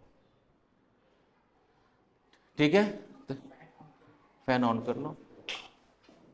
अरे ये ऑन तो है, ये बस इसको तो ऑन, मेरे को लगा ऊपर स्विच ऑन करना पड़ेगा। हाँ ठीक है, ठीक है। क्या बोल रहे हैं, एसी नहीं, एसी चालू, ये स्विच ऑन स्विच ऑफ करने से दिक्कत होता है यहाँ पे। ये ऑन है तो आप चालू कर सकते हो। कभी कभी तो फैन ऑन करते हैं तभी वो, कभी आप लोग क्लास में हुआ है कि नहीं हुआ है, हुआ है ना। तो वो सीख है सवेरे वाली क्लास से, 2 बार ऐसा कोई होता है तो बिल्कुल 5 मिनट डिस्टर्बेंस हो जाए। तो ऐसे आप अकबर की रिलीजियस पॉलिसी को डिस्कस कर सकते हैं। सिंपल क्वेश्चन है कि नहीं है, बिल्कुल। बस आपको क्या करना है, उसको मतलब याद रखना है, चीजों कंटेंट्स को मालूम करना है, उसको अरेंज कर देना है आपको। ठीक है, तो ये हो जाए। अब देखिए कुछ क्वेश्चंस, नेक्स्ट क्वेश्चन देखिएगा, इसको थोड़ा डिस्कस करते हैं। ये जो नेक्स्ट क्वेश्चन है ये देखिए, ये इस इतिहास का क्वेश्चन का सबसे टफ क्वेश्चन है ये अभी तक जितना भी तो हम देते। अभी मैं क्वेश्चन बता रहा हूं, अब देखते हैं लास्ट के 4 क्वेश्चन। मूर्तिकारों ने चंदेल कला रूपों को जीवन की व्यापकता और लचकदार ओज से भर दिया, स्पष्ट कीजिए। The sculpture fit the Chandela art from with the relentless vigour and breath of life elucidate. ठीक है, इसको स्पष्ट कीजिए। ये जो क्वेश्चन है ना, मतलब ये जीएस वाला क्वेश्चन नहीं है, मतलब हिस्ट्री का जो है ना जीएस वाला क्वेश्चन नहीं है, लेकिन ऐसा है कि नहीं कि आप बना नहीं सकते इसको। ठीक है, तो इसके लिए आप लोगों को तैयार होना पड़ेगा। यहां पर यही नहीं पूछ रहा है कि चंदेला आर्ट क्या है, ये बिल्कुल नहीं पूछ रहा है यहां पर। ठीक है, चंदेला आर्ट क्या है यह नहीं पूछ रहा है, ये क्या पूछ रहा है, मूर्तिकारों ने की बात कर रहा है। ये क्या कर रहा है, कलाकारों मूर्तिकारों की बात कर रहा है। मूर्तिकारों ने चंदेल कला रूपों के जीवन की व्यापकता और लचकदार ओज से भर दिया, स्पष्ट कीजिए। ये बात ये यहां पे कर रहा है। यहां पे बोल रहा है जो मूर्ति बनाने वाले लोग हैं उन्होंने क्या किया, जीवन की मतलब चंदेल कला रूपों की जीवन की व्यापकता और लचकदार ओज से भर दिया। मतलब उसने मूर्ति को, पत्थर की जो मूर्ति है उसमें जान फूंक दी है, और मतलब एक स्टोरी कह रहा है वो। मतलब वो क्या है, वो स्टैटिक नहीं है, वो काइनेटिक है। वो जनरली मूर्ति क्या होता है, स्टैटिक होता है, और ये क्या बोल रहा है, ये स्टैटिक नहीं है, स्थिर नहीं है। वो क्या है, मतलब एक स्टेप का एक स्टेप दिखा रहा है, मतलब पूरी कहानी कहा जा रहा है। मतलब मूर्तियों को देखकर एक पूरा कहानी है। तो कैसे कह दिया, क्यों हो रहा है ऐसे, उसको आंसर को समझना है यहाँ पर। मतलब ये क्या करने, तो ये जहां अच्छा चंदेल पूछा है, अरे चंदेला आर्ट ऑफ फॉर्म मतलब नागरा शैली, क्या करेंगे, नागरा शैली मूर्ति निर्माण करी, नागर शैली को लिख के आ गया, पूरा हो गया, 0 नंबर मिल गया। है कि नहीं? यहाँ पे क्या हो जाएगा, नागर शैली लिख के आ गया। आप सब में ये दिखना, आप इतिहास पढ़ोगे तो आगे चलकर मंदिर निर्माण की 3 शैलियां दिखेगी आपको। नॉर्दर्न इंडिया में नागर शैली, दक्षिण में द्रविड़ शैली और डेक्कन क्षेत्र में वेसरा शैली। क्लियर है? तो आपको लगता है कि ये मैं भी ऐसे देख रहा था यार ये तो ये, लेकिन भाई पढ़ा फिर अरे ये क्या, ये तो कुछ ऐसा पूछा ही नहीं है। ये तो टेम्पल का थोड़ी पूछ रहा है, ये पूछ रहा है मूर्तिकार। मतलब वहां के जो आर्टिसन मूर्तिकारों ने क्या किया, मूर्तियों में जान फूंक दिए। तो आप देखो, तो चंदेला, पहले तो चंदेला को डिस्कस करना पड़ेगा। 9th सेंचुरी से लेकर 12th सेंचुरी तक इसने दक्षिण के बुंदेलखंड क्षेत्र में शासन किया है। कहां शासन किया है? बुंदेलखंड के क्षेत्र। ये तो राजपूत एज का है ना, अर्ली मिडिएवल पीरियड का है ये तो। अर्ली मिडिएवल पीरियड में तो 3 मतलब मंदिर निर्माण की 3 कलाएं आ गई थी। नागरा शैली का बेस्ट एग्जांपल खजुराहो। ये खजुराहो टेम्पल का जो बाहरी जो नक्काशी जो मूर्ति बना उसके बारे में बात कर रहा है। ग्रुप्स ऑफ टेम्पल जो है ना खजुराहो में, उसकी बात कर रहा है। ठीक है, तो वहां पे क्या है, डांस फॉर्म में ना। ठीक है, डांस फॉर्म में देखेंगे एक मूर्ति बनाया गया है, ऐसे कमर ऐसे निकाला हुआ, चेहरा ऐसे किया, दूसरे में फिर दूसरा स्टेप है तो ऐसे हाथ भी मूवमेंट हो रहा है। तो लगातार अगर मान लो देखोगे क्या होगा, एक पूरा का पूरा एक डांस दिखेगा आपको। एक स्टेप, 2 स्टेप, 3 स्टेप, 4, ऐसा नहीं कि ये बना दिया दूसरा बेकार स्टेप बना दिया, ऐसा नहीं। कंटिन्यूअस एक राइदमिक रूप में दिखता है। उसी को तो डिस्कस करना है उसमें। वहां तो महाभारत रामायण की कथाओं को ही मतलब होना चाहिए कि मतलब मूर्ति के हिसाब से पूरा डिस्क्राइब कर दिया गया है। और दूसरा जो इरोटिक्स भी स्कल्पचर्स बने हैं ना, इरोटिक्स जिसे मैथुना आर्ट बोलते हैं, जिसको जो खजुराहो वो क्या है, वो भी तो शक्ति, ऊर्जा, ये सभी का प्रतीक है। ठीक है, तो इन सब चीजों को क्या करना है वहां पे डिस्कस करना है इसको। ठीक है, तो पहले क्या करना है, चंदेल को डिस्कस करना। देखिए ये तो क्वेश्चन है, देखो आपको यही क्वेश्चन जो लग रहा था कि जो थोड़ा सा अगर हिस्ट्री को समझ रहा है तो यहां पर एज कर सकता था दूसरे से। ठीक है, और बाकी तो क्वेश्चन देखो ना, महात्मा ज्योतिराव फुले को समाज सुधारक, ये तो 18th 19th सेंचुरी का ना क्वेश्चन है। ठीक है, इंडिपेंडेंस का, राजतंत्र, धर्म, अर्थव्यवस्था, शिक्षा, अंतर्राष्ट्रीय संबंधों के विषय में आजादी के प्रारंभिक और भारतीय सुदृढ़ीकरण की प्रक्रिया को रेखांकित। तो ये पॉलिटी का क्वेश्चन है कि हिस्ट्री का क्वेश्चन है? ऐसा लगता है ना थोड़ा सा कि ये हिस्ट्री का क्वेश्चन है कि पॉलिटी का क्वेश्चन है, लेकिन है हिस्ट्री का क्वेश्चन। लेकिन क्या है, शुरू का मतलब 1960-70 तक की बात को आप दे सकते हो। ठीक है, तो अब पहले तो इसको डिस्कस कर लेते हैं, फिर आगे आएंगे। ठीक है, तो इसको देखिए, तो यहां पर क्या क्या करना है, पहला तो डिस्कस करना है आपको चंदेल के बारे में। वह चंदेल कौन है ये? ठीक है, तो किसको करना है, चंदेल। तो चंदेल जो है रूल कर रहे थे कहाँ, 9th सेंचुरी से लेकर 12th सेंचुरी तक। कहाँ पे, बुंदेलखंड एरिया में। और इनका जो बेस्ट जो एग्जाम्पल इनका आर्किटेक्ट वो क्या है, खजुराहो है। ठीक है, खजुराहो मंदिरों का संकुल है ना। ठीक है, टेम्पल कॉम्प्लेक्स है ये, तो ग्रुप्स ऑफ टेम्पल है खजुराहो में। नाम सुना है कि नहीं सुना है खजुराहो का कभी? ठीक है, खजुराहो का नाम सुना हुआ है। खजुराहो जो है कहाँ है, ये आज मध्य प्रदेश में। और ये जो इनका जो एरिया है, कौन सा एरिया, बुंदेलखंड वाला एरिया। कौन सा एरिया है यह, बुंदेलखंड। ठीक है, बुंदेलखंड वाले एरिया है। 9th सेंचुरी से 10th सेंचुरी तक शासन किया। ठीक है, ठीक, और इन्हीं का मतलब, और इसमें आप एक राजा का नाम दोगे, जिसका राजा का नाम था धंगदेव। क्या राजा का नाम क्या था, धंगदेव। धंगदेव के समय ही खजुराहो टेम्पल का निर्माण हुआ था। खजुराहो मंदिर जो समूह है उसका निर्माण प्रारंभ हुआ था, लंबे प्रक्रिया तक चला, लेकिन मेन जो टाइम पीरियड है आपका धंगदेव का समय है। और ये इनका टाइम पीरियड अप्रॉक्स जो है 950 to 10,000 AD के बीच का टाइम पीरियड आता है इनका। ठीक है, तो थोड़ा सा बताना पड़ेगा खजुराहो जो है या चंदेला डायनेस्टी कहाँ रूल कर रही है, थोड़ा सा इंट्रोडक्शन तो देखो चंदेला के बारे में। ठीक है, तो राजा का नाम क्या था, धंगदेव। क्या नाम था, धंगदेव। ठीक है, बाहुबली वाला नहीं ना। ठीक है, नाम बाहुबली था क्या उसका, एक मूवी आई थी ना बाहुबली नाम से, नहीं रहता है क्या, भल्लाल देव रहता है। ठीक ठीक ठीक, भल्लाल देव रहता है। ठीक है, तो ये धंगदेव है ये। ठीक है, तो ये जो है मतलब खजुराहो उनका कैपिटल सिटी था। और यहीं पे क्या किया उन्होंने, एक ग्रुप ऑफ मंदिरों का निर्माण करवाया। तो उसके बारे में थोड़ा सा बताना है चंदेला का। ठीक है, और खजुराहो जो टेम्पल है आपको वर्ल्ड ये यूनेस्को के वर्ल्ड हेरिटेज साइट में, विश्व विरासत सूची में शामिल है। वर्ल्ड हेरिटेज साइट्स में लिस्ट जो है उसमें उसको लिस्ट किया गया है इसको, ठीक है। यूनेस्को के वर्ल्ड हेरिटेज साइट्स में यह शामिल है, इसको मेंशन कर दीजिएगा यहाँ पे, ठीक है।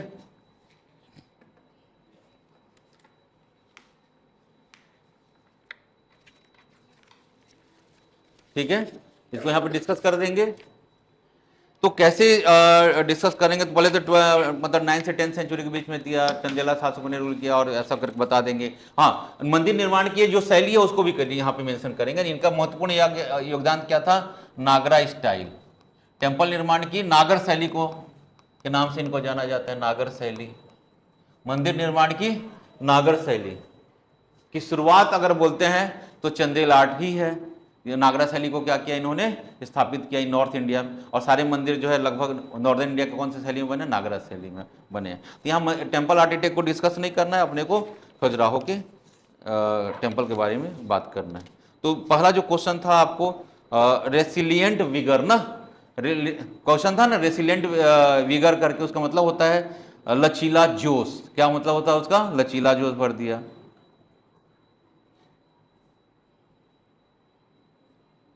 ठीक है, तो Chandela sculptures infused strength and Vitality into stones making static figures appear dynamic. मतलब बोल सकते हो कि ठीक है, चंदेला मूर्तिकारों ने, पॉइंट्स क्या दिखेंगे इसमें, चंदेला मूर्तिकारों ने शक्ति और जीवन शक्ति को पत्थर में परिवर्तित कर दिया। मतलब उन्होंने क्या किया, शक्ति को ना या लाइफ को पत्थरों में परिवर्तित कर दिया, जिससे स्थिर आकृतियां हमको क्या दिख रही हैं, गतिशील दिखाई दे रही हैं। ठीक है, Chandela sculptures infused strength and Vitality into stone.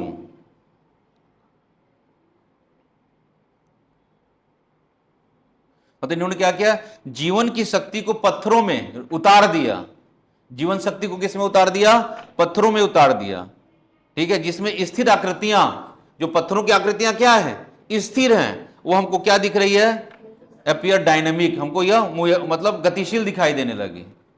ठीक है, तो मूर्ति लिखिए, स्कल्पचर डेपिक्ट गॉड, मतलब इन मूर्तियों में क्या है, मूर्तियों में देवी देवताएं, प्राणी, योद्धाओं और नर्तकों की ओजवान और ओजस्वी मुद्राओं को दिखाया गया है। Sculpture depict God, goddess, celestial beings, warriors, musicians and dancer in energetic vigorous postures. नर्तकी को ऊर्जावान और ओजस्वी मुद्राओं में यहां पर दिखाया गया है। ठीक है, देवी देवताओं को, मतलब जो है ना, जैसे देवी देवताओं में जो जो जो कहानियां होती है, जैसे देवी देवताओं का संबंध क्या है, महाभारत की कहानियों से, रामायण की कहानियों से, या कोई और कहानी जो स्टोरी, वो देवी देवताओं को दिखाया गया है।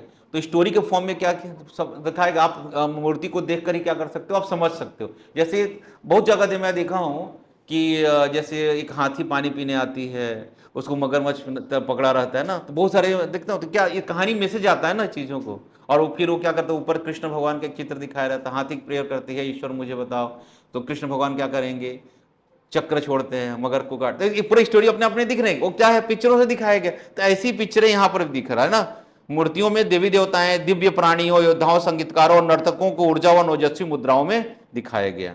Musician and dancer in energetic and vigorous postures में दिखाया गया। इस पॉइंट्स को नोट करोगे।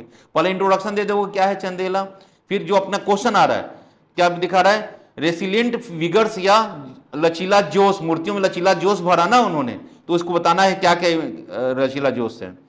तीसरा लिखेंगे इवन इरोटिक स्कल्पचर्स, यहां तक कि कामुक मूर्तियां भी हमको दिख रही हैं यहां पर, कामुक मूर्तियां जिसको बोलते हैं मिथुन आकृतियां।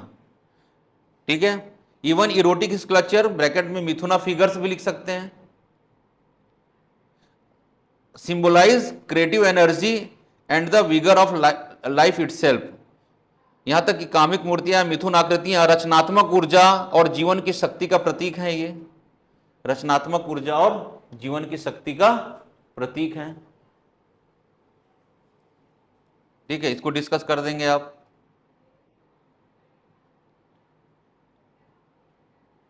ठीक है।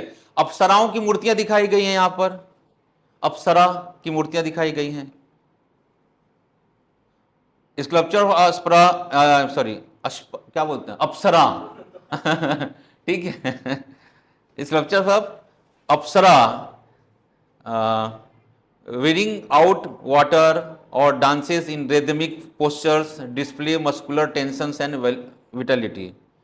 ठीक है, तो अप्सराओं को दिखाया गया है, क्या दिखाया गया, पानी में नृत्य करते हुए, ठीक है, पानी में नृत्य करते हुए, अलग अलग मुद्राओं में नृत्य करते हुए इसमें दिखाया गया है, पायल बांधते हुए दिखाया गया है। ठीक है, तो ये सब चीजें दिखाया गया है इसमें। तो क्या कहलाता है, यह जोश, मतलब क्या मूर्तियों में क्या किया है, फ्लेक्सिबल बनाया गया है और जोश भरने वाला दिखाया गया है। ठीक है, ठीक है, डांस कर रही हैं तो डांस को जो मतलब बोलना चाहिए, इनके पैर का जो है मसल्स है उसको भी दिखाया गया है इस टाइप डांस में, तो इससे चल ठीक है। अब दूसरा बोल रहा है कि इसमें क्या बोल रहा है कि मूर्तियों में प्राण फूंक दिया। पहला तो है रेसिलियंस ऑफ, अब दूसरा है ब्रेथ ऑफ लाइफ। तो प्राण कैसे फूंक दिया मूर्तियों में, तो प्राण कैसे फूंकेगा मूर्तियों में, क्या प्राण प्रतिष्ठा कर दिया मंत्र पढ़ के, जैसे मंदिरों में किया जाता है, ऐसा हो गया है क्या?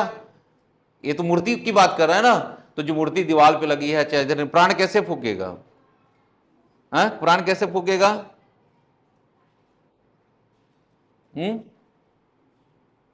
प्राण फूकेगा कैसे?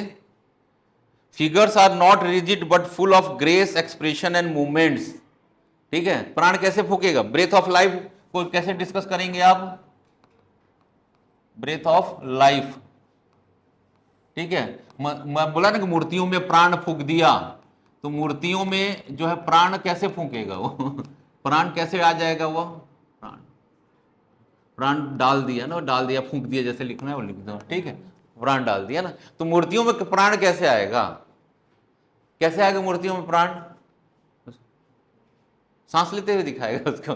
नहीं दिखाएगा ना, कैसे दिखाएगा? प्राण कैसे फूकेगा? हाँ हाँ हाँ,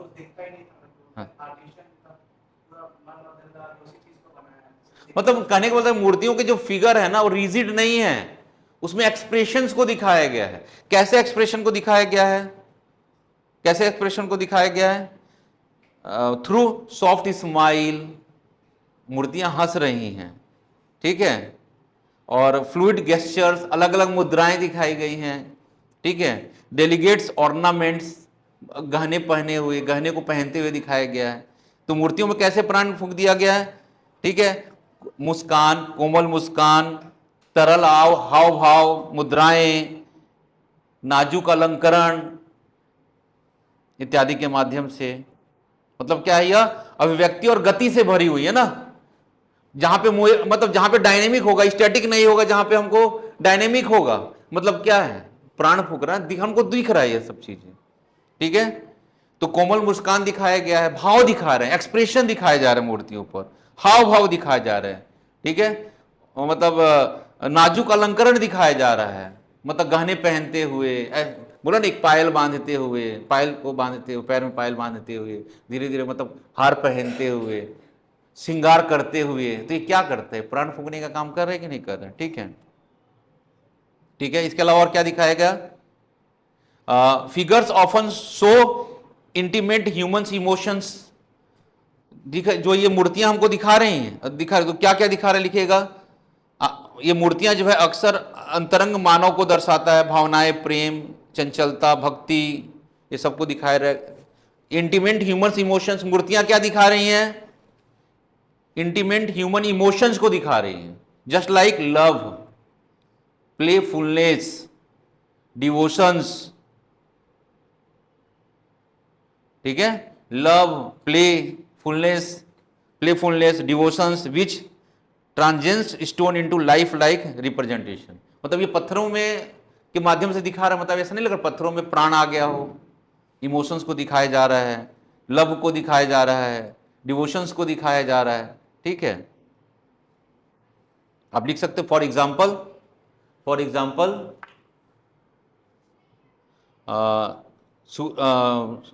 इसको क्या लिखेंगे, सूरा सुंदरी ट्राइंग एंकलेट और looking into mirror appear to natural, they seem alive. मतलब सूरज इसमें सुंदरियों को पायल बांधते हुए दिखाया गया है। ठीक है, कैसे दिखाया गया है? पायल बांधते हुए। ठीक है, मिरर के सामने खड़ी हैं, अपने आप को वो देख रही है। तो मिरर के सामने खड़े होकर अपने आप को देख रही है, अपने तो उसमें क्या है? तो पूरा सोच नहीं आ रहा है कि मतलब प्राण डाल दिया गया हो, मूवेबल है, मतलब डायनेमिक, ये सब चीजों को दिखाया गया। यही तो पूछा है यहाँ, ऐसा नहीं पूछाया गया कि मंदिर का मंडप बनाना है, गर्भगृह है, तोरण लगा है, ये नहीं, पूरा ये मूर्तियों के आसपास बेस्ड है। ठीक है, चलिए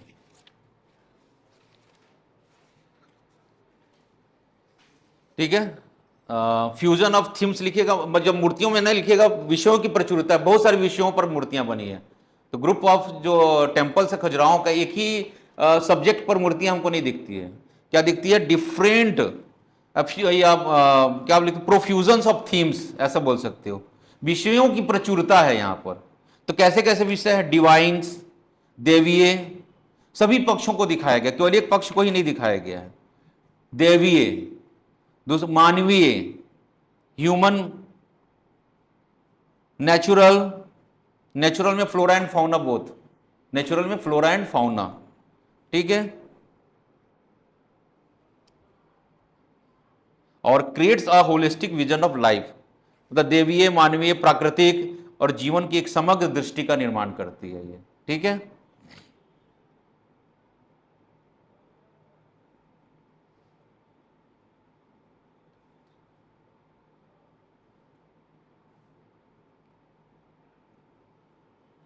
ये सब बता सकते हो, फिर आप लिख सकते हो, इसका कंक्लूजन दे सकते हो।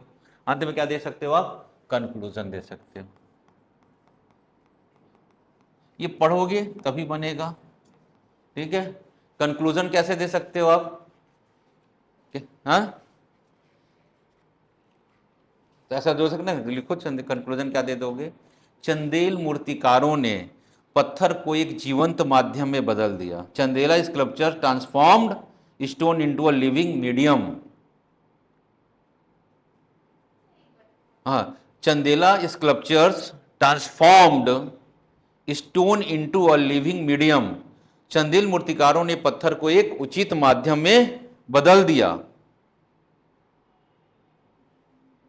ठीक है, प्राण के सूक्ष्म, ठीक है, Chandela sculpture transformed stone into a living medium by blending vigorous dynamic with the vigorous dynamism with the subtle suggestions of prana। आप लोग हिंदी में लिखिएगा, चंदेल मूर्तिकारों ने पत्थर को एक जीवंत माध्यम में बदल दिया और प्राण के सूक्ष्म संकेत के साथ, प्राण के सूक्ष्म संकेत के साथ प्रबल गतिशीलता का सम्मिश्रण करके।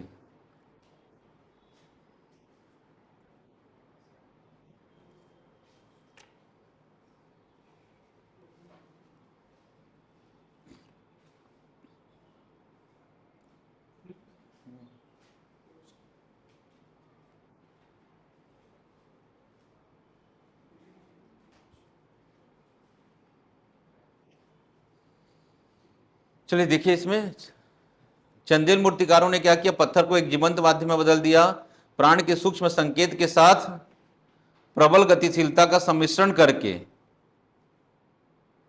ठीक है, सूक्ष्म संकेतों के साथ प्रबल गतिशीलता का मतलब सूक्ष्म संकेत के साथ प्रबल गतिशीलता का सम्मिश्रण करके उन्होंने मंदिर मूर्तिकला को केवल सजावट से जीवन, प्रेम और आध्यात्मिकता के उत्सव में बदल दिया। नहीं समझ में है, नहीं लिख पा रहे हैं ना?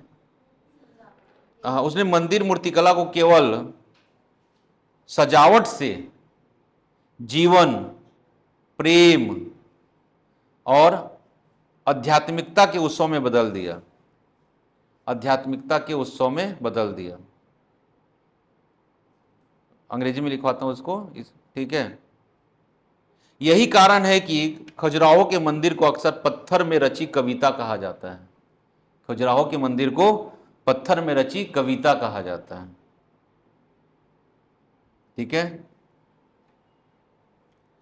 By blending vigorous dynamism with the stable suggestion of prana, life force मतलब prana, they elevated temple sculptures from, they elevated temple sculptures from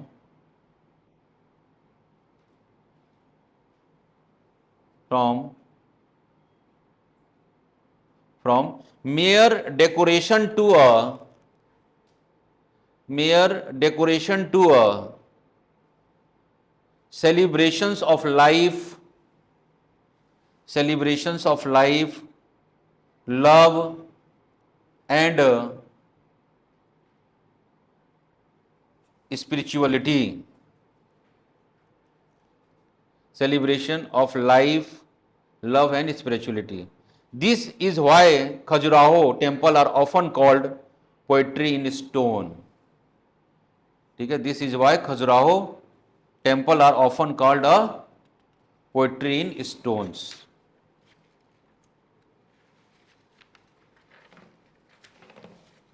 ठीक है, तो ये इसको आप ऐसे दे सकते हो। तो ये पहली बार मैंने क्वेश्चन देखा है कि कभी जो है ना ये आर्किटेक्ट से क्वेश्चन, स्पेशली आर्किटेक्ट मतलब मंदिर आर्किटेक्ट न करके मूर्तिकारों के बारे में क्वेश्चन पूछा है।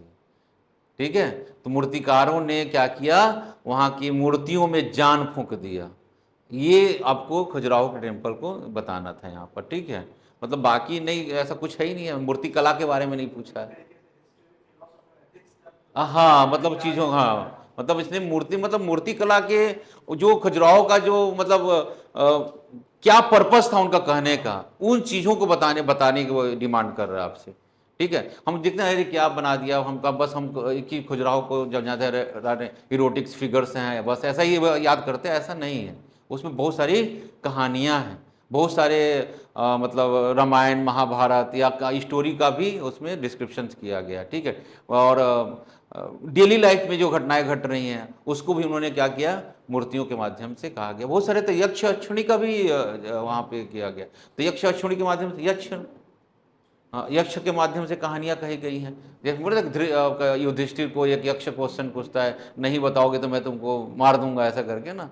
तो हाँ, तो वो सारे वो चीज़ें भी वहाँ यक्ष अक्षुणी के माध्यम से कहानियाँ वहाँ बताने की कोशिश की गई। तो उसको जानना पड़ेगा, समझना पड़ेगा। सोचो कितना मतलब सोचो आपकी मतलब कितने अच्छी सोच के साथ वह लिखा गया है। ठीक है, और दूसरी बात हमारे यहाँ तो कामसूत्र तो पहले लिख दिया गया था, इन गुप्ता परेड से पहले ही, पोस्ट मौर्यन परेड में ही लिख दिया गया था। तो उसकी बहुत सारी चीज़ों को वहाँ मंदिरों में उकेर दिया गया है ना, खजुराहो में, इसको इरोटिक फिगर्स हम बोल रहे हैं, उसमें डाल दिया गया। इन चीज़ों को देख रहे हैं। ठीक है, नेक्स्ट क्वेश्चन देखो, ये 250 वर्ड्स में है। ठीक है, मतलब कम कर देते हैं ना चलो 27 पे कर देते हैं ना। हो गया टेम्परेचर, आया कि नहीं आया, दिखता नहीं है क्या वहाँ से? अच्छा 27 कर दिया हूँ, बट होता नहीं है कभी वो चलिए ठीक, हाँ चलिए। अब देखिए ये question 18th century 19th century का है। आपको जब मॉडर्न हिस्ट्री पढ़ते हो ना तो एक आता है कि development of nationalism in India, Bharat में राष्ट्रवाद का विकास हम टॉपिक पढ़ते हैं। तो उसका एक राष्ट्रवाद के विकास में एक योगदान रहता है cultural and social reform and religious reform ना, social cultural and religious reform का भी आता है। तो यह भी हमारे भारत में क्या करता है, राष्ट्रवाद के विकास में महत्वपूर्ण योगदान देता है। तो ज्योतिबा फुले राष्ट्रवाद या नेशन में जो चीज़ें था यहाँ पर एक्चुअली इन्होंने जो डिप्राइड क्लास है, जो समाज के जो वंचित थे, दलित थे, महादलित जिनको टर्म्स यूज़ किया जाता है, खासकर वुमेन्स की बात करते हैं, महिलाओं की बात कर रहे हैं, मतलब गर्ल्स चाइल्ड की बात कर रहे हैं, जो समाज को जो पिछड़ गए ना शिक्षा के क्षेत्र में या हर चीज़ के क्षेत्र में, तो उनको ज्योतिबा फुले ना समाज में जो इनइक्वलिटी थी, जो समाज के पिछड़े थे, दलित थे, हमारी सोसाइटी में आपको मालूम है कि बहुत लंबे समय तक जो है क्या बोल रहे हैं, ज्योतिबा फुले के नाम से, हाँ ठीक है। तो ये जो है ना एजुकेशंस के ऊपर, महिला एजुकेशंस के ऊपर उनका मतलब विडोरी मैरिज के ऊपर, या वो पूरा अपना जीवन दलित के ऊपर, जिसको अनटचेबल कहा गया है ना, उन लोगों के ऊपर क्या किया उन्होंने, काम किया ज्योतिबा फूले। इनका संबंध जो है दक्षिण की सोसाइटी से, महाराष्ट्र और कर्नाटका एरिया था इनका, जहाँ पर इन्होंने काम किया अपनी, और इनके कार्य में इनकी पत्नी का भी बहुत बड़ा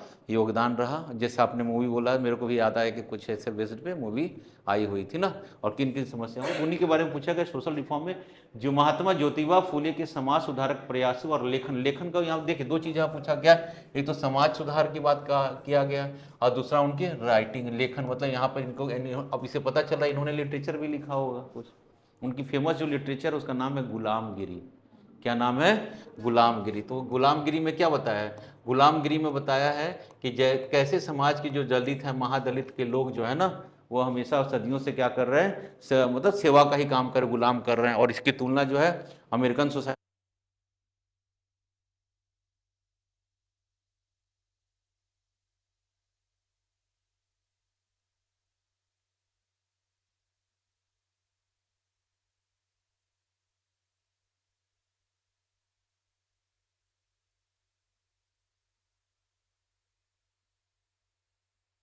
क्लियर चीज़ है ये।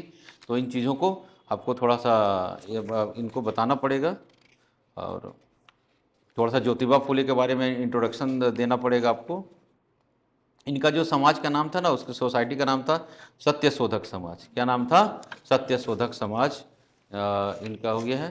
तो इसको थोड़ा सा उनको देना पड़ेगा कि भारतीय समाज में संगठित सामाजिक क्रांतियों को माने जाते हैं, ठीक है। तो ज्योतिबा फूले के बारे में बताना पड़ेगा हल्का फुल्का आपको। ज्योतिबा फूले का जो टाइम पीरियड है वो 19th सेंचुरी का, कोई ज़रूरत नहीं है इनका, आपको मालूम 19th सेंचुरी बोले तो क्या हो जाएगा, 1800 से 1900 के बीच का, तो उसी को बोलते हैं 9th सेंचुरी ना। तो 19th सेंचुरी के क्या थे, सोशल रिफॉर्मर थे, ठीक है। इन्होंने जाति, लिंग और आर्थिक असमानताओं को हमेशा चुनौती दिया, ठीक। किन किन चीज़ों को चुनौती दिया इन्होंने?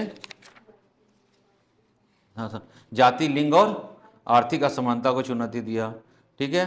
और इन में, जिसमें वुमेन्स, शूद्र, अतिशूद्र, किसान समाज, किसान और जो समाज के जो निचले तबके के लोग थे, ठीक है, उन पर इन्होंने ज़्यादा फोकस किया, ठीक है।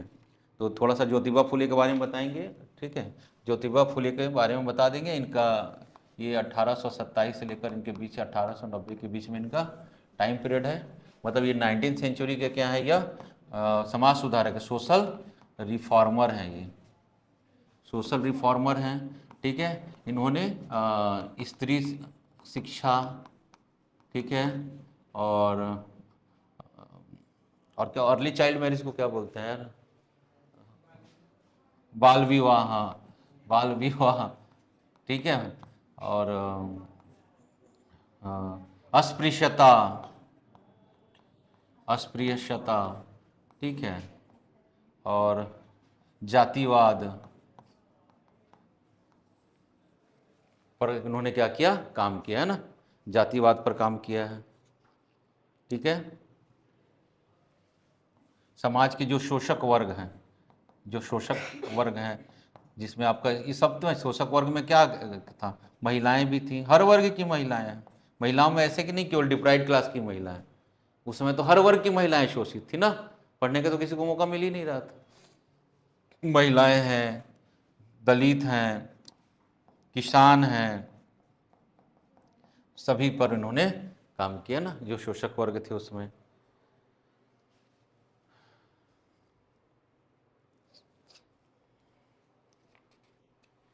ठीक है, तो ऐसा करके तो लिख लेंगे कंट्रीब्यूशन टुवर्ड्स। अब आगे मेन बॉडी में आएंगे तो इनका योगदान जो है स्त्री सुधार को लेकर क्या किया गया, कंट्रीब्यूशन टुवर्ड्स वुमेन्स। अच्छा अच्छा, ठीक।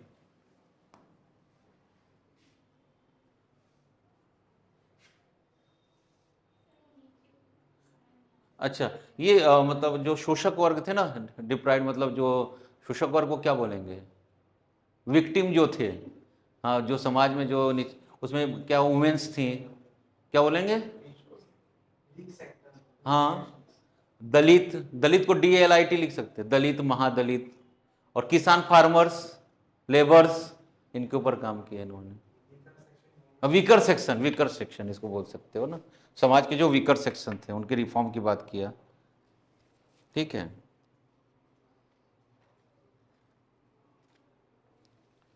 ठीक है, तो अब एक एक करके पॉइंट्स को देखेंगे ना। महिलाओं के लिए क्या किया, कंट्रीब्यूशन टुवर्ड्स वुमेन्स, ठीक है। तो स्त्रियों के लिए क्या क्या योगदान, बॉडी में आते हैं इनका आंसर, बॉडी में आ रहे हैं इसके। तो इन्होंने महिलाओं की, स्त्री के ऊपर क्या किया, क्या मतलब स्त्रियों के लिए क्या काम किया इन्होंने, ठीक है। कंट्रीब्यूशन टुवर्ड्स वुमेन्स, वुमेन शिक्षा, कंट्रीब्यूशन टुवर्ड्स वुमेन, स्त्रियों के लिए इनके द्वारा क्या प्रयास किया गया। तो सबसे पहले तो यही है कि establish the first girl school इन पुणे। पुणे में इनके द्वारा पहला कन्या विद्यालय स्थापित किया गया, ठीक है। कन्या विद्यालय स्थापित किया गया 1848 with the help of his wife. क्या नाम था वाइफ का, गुड, सावित्री बाई फुले। क्या नाम था, सावित्री बाई फुले, ठीक है। तो पहला girls school, first girls school खोला गया, गर्ल्स स्कूल खोला गया ना पुणे में, कब, 1848 में, ठीक है। 1848 में जो है पुणे में गर्ल्स स्कूल को खोला गया। इसमें इनकी पत्नी ने इनका हेल्प किया, जिसका नाम था सावित्रीबाई फुले, ठीक है। Supported widow remarriage and founded homes for widow to prevent infanticides. ये भी दिखाया गया है मूवी में, जिसने मूवी देखा है तो इसको दिखाया गया, एक महिला आती है ना, ठीक है, हाँ। सपोर्टेड लिखिएगा विडो रीमैरिज, महिलाओं के विधवा विवाह का समर्थन और शिशु हत्या निवारण गृह की स्थापना। Supported widow remarriage, supported widow remarriage and founded homes for widow to prevent infanticides. Infanticide मतलब शिशु हत्या, हाँ इन्फेंट, हाँ इन्फेंटिसाइड कहते हैं, ठीक है। शिशु हत्या निवारण गृह की स्थापना की। शिशु हत्या निवारण गृह मतलब जैसे वो महिला जो आई थी तो उसको घर से निकाल गया था, क्योंकि वो क्या थी, वो शादीशुदा नहीं थी, प्रेग्नेंट हो गई, तो समाज उसको एक्सेप्ट नहीं कर रहा था। तो इसके लिए क्या किया उन्होंने, बच्चे को मार दो, इससे अच्छा बच्चे को जन्म देना, तो इसके लिए उन्होंने शिशु हत्या निवारण गृह की स्थापना की, ठीक है। और तीसरा वो है emphasis women's education as the key to empowerment and independence, ठीक है। उन्होंने क्या किया, स्त्री शिक्षा के माध्यम से स्त्रियों को स्वतंत्र और सशक्त बनाने पर बल दिया। शिक्षा के माध्यम से स्त्रियों को सशक्त और स्वतंत्र बनाने का प्रयास किया। Emphasize women's education as the key to empowerment and independence. तो स्त्रियों के संदर्भ में इनका बहुत बड़ा योगदान है, ठीक है, ज्योतिबा फुले का, ठीक है। और उसके बाद जो आता है रिफॉर्म फ्रॉम शूद्र एंड अतिशूद्र, ठीक है। समाज के जो दलित और महादलित जो लोग किया जा रहा है उनके सुधार के लिए प्रयास किए। इनके लिए उन्होंने शूद्रों और अशूद्रों के लिए क्या किया, स्कूल खोला ना। पहले तो स्कूल में इनको एंट्री नहीं किया जाता था, मंदिर में प्रवेश नहीं किया जाता था, है कि नहीं, ना उनको पूजा करने का अधिकार था, ना इनको स्कूलिंग का अधिकार था। इसके लिए उन्होंने काम कर रहे हैं ना। Strongly oppose caste hierarchy and brahmanical dominance, ठीक है। इन्होंने क्या किया, स्ट्रांगली अपोज कास्ट हायरार्की, जातिगत भेदभाव और ब्राह्मणवादी वर्चस्व का विरोध किया है, ठीक है। दूसरा जो था शूद्र और अति शूद्र, जिसको दलित और महादलित बोलते हैं ना, के लिए प्रयास किया इन्होंने, उनके प्रोग्रेस के लिए प्रयास किया गया। शूद्र एंड अति शूद्र या दलित एंड महादलित समाज के लिए प्रयास किया गया। रिफॉर्म फ्रॉम शूद्र एंड अति शूद्र ना। तो strongly oppose caste hierarchy and brahmanical dominance, इसने क्या किया, जातिगत जो भेदभाव था उसको दूर करने का प्रयास किया। ब्राह्मणवादी वर्चस्व का इन्होंने विरोध किया, ठीक है। शूद्रों और अतिशूद्रों के लिए स्कूल की व्यवस्था किया पढ़ने के लिए, ठीक है। शिक्षा और सामाजिक समानता पर जोर दिया। Promoted social equality and knowledge as a means of liberations. Knowledge ऐसा, ज्ञान के माध्यम से क्या कर सकते हैं आप, मतलब सबसे बड़ी बात है ज्ञान। ज्ञान तब तक नहीं रहेगा तब तक हम शिक्षा समानता की बात नहीं कर सकते। शिक्षा और सामाजिक समानता पर जोर दिया। प्रमोटेड सोशल इक्वलिटी, मतलब मनुष्य है, मनुष्य के रूप में सभी समाज के लोग क्या है, इक्वल है ना। किस प्रकार का भेदभाव, आपका भी शरीर यही हाड़ मांस से बना हुआ है, ऐसा थोड़ी किसी का पत्थर का बना हुआ है, सब वही है ना, सभी में वही रेड ब्लड ही बह रहा है। कोई है क्या ब्लू ब्लड वाला, फिर तो वो क्या हो गया, ब्लू ब्लड वाला क्या हो गया, मोलस्क हो गया, हाँ एलियन हो गया, मोलस्कंस हो गया, ऑक्टोपस हो गया, है कि नहीं है, ठीक है। तो हमारे यहाँ तो क्या है, रेड ब्लड ही ना, सबके यहाँ रेड ब्लड है। अब देखो क्या कारण है, जब कोई मरते रहता है ना तो मतलब नहीं देखता है कि वो शुद्र है अति शुद्र है, अरे हमको ये पॉजिटिव चाहिए कोई भी दे दे ना, वहाँ पर भेदभाव नहीं होता है, मर रहा है कोई भी दे देगा। लेकिन जैसे उसके शरीर में प्राण आ जाएगा, पता चल गया कौन है जातिगत, तो उसको लगेगा भैया जिंदा हो वही बहुत है कि नहीं। तो खाने पीने में उठने बैठने में वो जातिवाद करेगा, बट जैसी लाइफ की आती है तो सब चीज़ें हो जाता है। तो इसने क्या किया, promotion of social equality and knowledge as a means of liberation, मतलब ठीक है। तो उसने क्या किया, समाज में जो भेदभाव था उसको दूर करने का प्रयास किया, ठीक है। ये आ जाएगा तीसरा, ये इनके जो इन्होंने जो सोसाइटी अपनाई थी, मतलब सोसाइटी बनाया था, इसका नाम था जो सामाजिक सोसाइटी थी इसका नाम क्या था, सत्य शोधक, सॉरी सत्य शोधक समाज, सत्य शोधक समाज के बारे में लिखना है नाम। ये सत्य शोधक समाज इनका जो ऑर्गेनाइजेशन था उसके माध्यम से इन्होंने किया है ना, सत्य शोधक समाज 1873 में बनाया इन्होंने। क्या बनाया यहाँ, 1873 में सत्य शोधक समाज की स्थापना की जाती है। उद्देश्य क्या था, सत्य शोधक समाज वही है, aimed to eradicate caste based discriminations, ठीक है। उद्देश्य क्या था, जाति वाद, ऊंच नीच, अंधविश्वास का खंडन किया गया, ठीक है, ठीक है, जातिवाद का खंडन किया गया, ऊंच नीच का डिस्क्रिमिनेशन जो समाज में था, समाज में जिस बेस पर असमानता थी उसको दूर करने का प्रयास किया गया। नेक्स्ट इसमें आ जाएगा मतलब जैसे विवाह और सामाजिक समारोह बहुत पैसा खर्च कराना, आवश्यक पैसा खर्च करने की जरूरत नहीं है। तो जो भी सेरेमनी था ना, simplify social and marriages ritual to reduce economic burdens, ठीक है। इन्होंने क्या किया, जो शादी ब्याह में और सामाजिक समारोह में जो पैसा खर्च करे, फिजूल खर्ची है, इस पर जबरदस्ती पैसा बर्बाद मत करो। आजकल तो बहुत देखिए, आजकल वो तो हो गया कि मृतक संस्कार को बहुत भव्यता देने की जरूरत नहीं है। मृतक संस्कार जो है दुख का कारण है, और दुख में व्यक्ति क्या करता है, ब्राह्मणों ने बना दिया कि मरने के बाद पिता को पुत्र नहीं पूछेगा, और मरने जिंदा रहेगा तब तक दवाई के लिए तरसते रह जाएगा, मर जाएगा दिखाव में क्या करेगा, ब्राह्मणों को सोने का दान करेगा, उनके लिए पलंग बनवाएगा, जीते जीत वो दरी बिछा के सो रहे हैं और मरने के बाद पलंग दान दिया जा रहा है कि मेरे पिताजी स्वर्ग में जाएंगे तो पलंग लेके जाएंगे, गद्दे लेके जाएंगे, ये राशन लेके जाएंगे, है कि नहीं। तो ये चीज़ों को समझदार है ना, ठीक है, इस चीज़ों से बाहर निकालने का इसने कोशिश किया, ठीक है। और दूसरा है, जो दलित समाज के लोग थे, इतने सालों से शोषित थे, तो क्या था, उनके लाइफ में डिप्रेशन के शिकार थे, उनसे बाहर निकालने का इन्होंने कार्य किया। सत्यशोधक समाज के थ्रू वंचित तबकों में आत्मसम्मान और संगठन की भावना, आत्मसम्मान के लिए एक सेल्फ रिस्पेक्ट मूवमेंट भी चलाया गया था इनके द्वारा, आत्मसम्मान आंदोलन भी चला गया, इसको भी मेंशन कर सकते हैं यहीं पे, सेल्फ रिस्पेक्ट मूवमेंट। आप अपना खुद सम्मान नहीं करोगे, दूसरे से कैसे उम्मीद करोगे कि सम्मान करे। तो अब हर व्यक्ति को अपने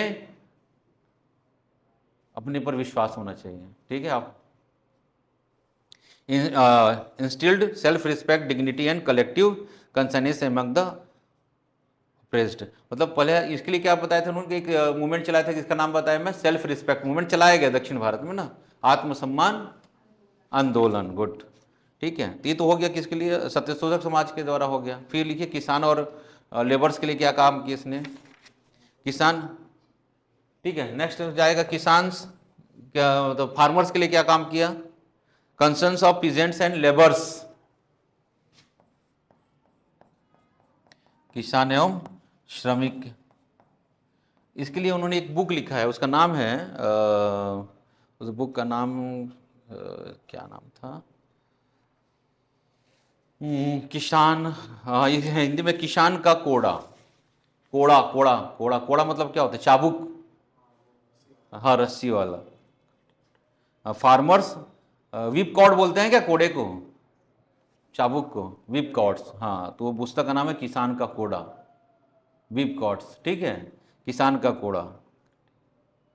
इस ये बुक है इनका, ठीक है, फार्मर्स के ऊपर लिखा है किसान का कोड़ा। और इसमें इन्होंने बताया है क्या चीज़ों को, तो देखते हैं इसमें क्या बताएगा, बताओ। He criticised money lenders, landlords and exploitative colonial policies. इसमें किसान का कोड़ा जो है ना, इस पुस्तक में साहूकार, जमींदार और अंग्रेजी शासन की शोषणकारी नीतियों की आलोचना की है, ठीक है। इसमें क्या किया लिखिएगा, criticise money lenders, landlords and exploitative colonial policies, ठीक है। किसान को कोड़ा, साहूकार, जमींदार और अंग्रेजी शासन की नीतियों की आलोचना की है, ठीक है। Highlighted peasants, indebtedness, poverty and heavy taxations. इसमें किसान की निर्धनता और कर भार का वर्णन किया है। किसान की निर्धनता, किसान कैसे गरीब हो गया, किसान कैसे कर्ज में डूबा रहता है, इन सब का क्या किया, इसमें वर्णन किया गया है। Highlighted peasants, indebtedness and poverty and heavy taxation, ठीक है। ठीक, अब फिर इनके पुस्तक जो राइटिंग एंड आइडियोलॉजी, लास्ट में जो पुस्तक के बारे में लिखा है ना, उसको पुस्तक को फिर से देख लेते हैं, ठीक है। उनके बुक्स के बारे में बता देते हैं।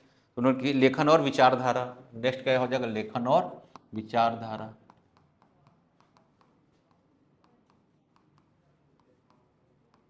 लेखन और विचारधारा, ठीक है।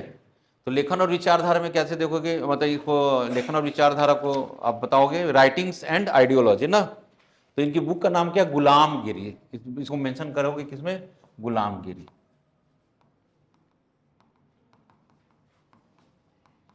ठीक है, गुलामगिरी। इसको इन्होंने 1873 में ही लिखा था ये पुस्तक को, ठीक है। गुलामगिरी को 1873 में कि caste based operations in India with slavery in America. He compared caste based operations in India with slavery in America. इसमें उन्होंने भारतीय जाति व्यवस्था और धार्मिक शोषण की आलोचना की, ऐसा भी लिख सकते हो, और अमेरिकी गुलामी से उसकी तुलना की है। ये गुलामगिरी बुक का नाम है, गुलामगिरी जो है इनकी पुस्तक का नाम है। और यहाँ पर उन्होंने क्या किया है कि जातिगत, मतलब गुलामगिरी भारतीय जाति व्यवस्था और धार्मिक शोषण के बारे में बताया इन्होंने, ठीक है। Expose the exploitative role of religious text and priestly classes. यहाँ पे धार्मिक शोषण और जाति व्यवस्था के बारे में आलोचना किया है इन्होंने। और भारत की जाति जो व्यवस्था थी और अमेरिका के जो स्लेव था ना, स्लेवरी, उससे उसकी तुलना किया है। और समाज में समानता, न्याय और ज्ञान को मुक्ति का मार्ग बताया है,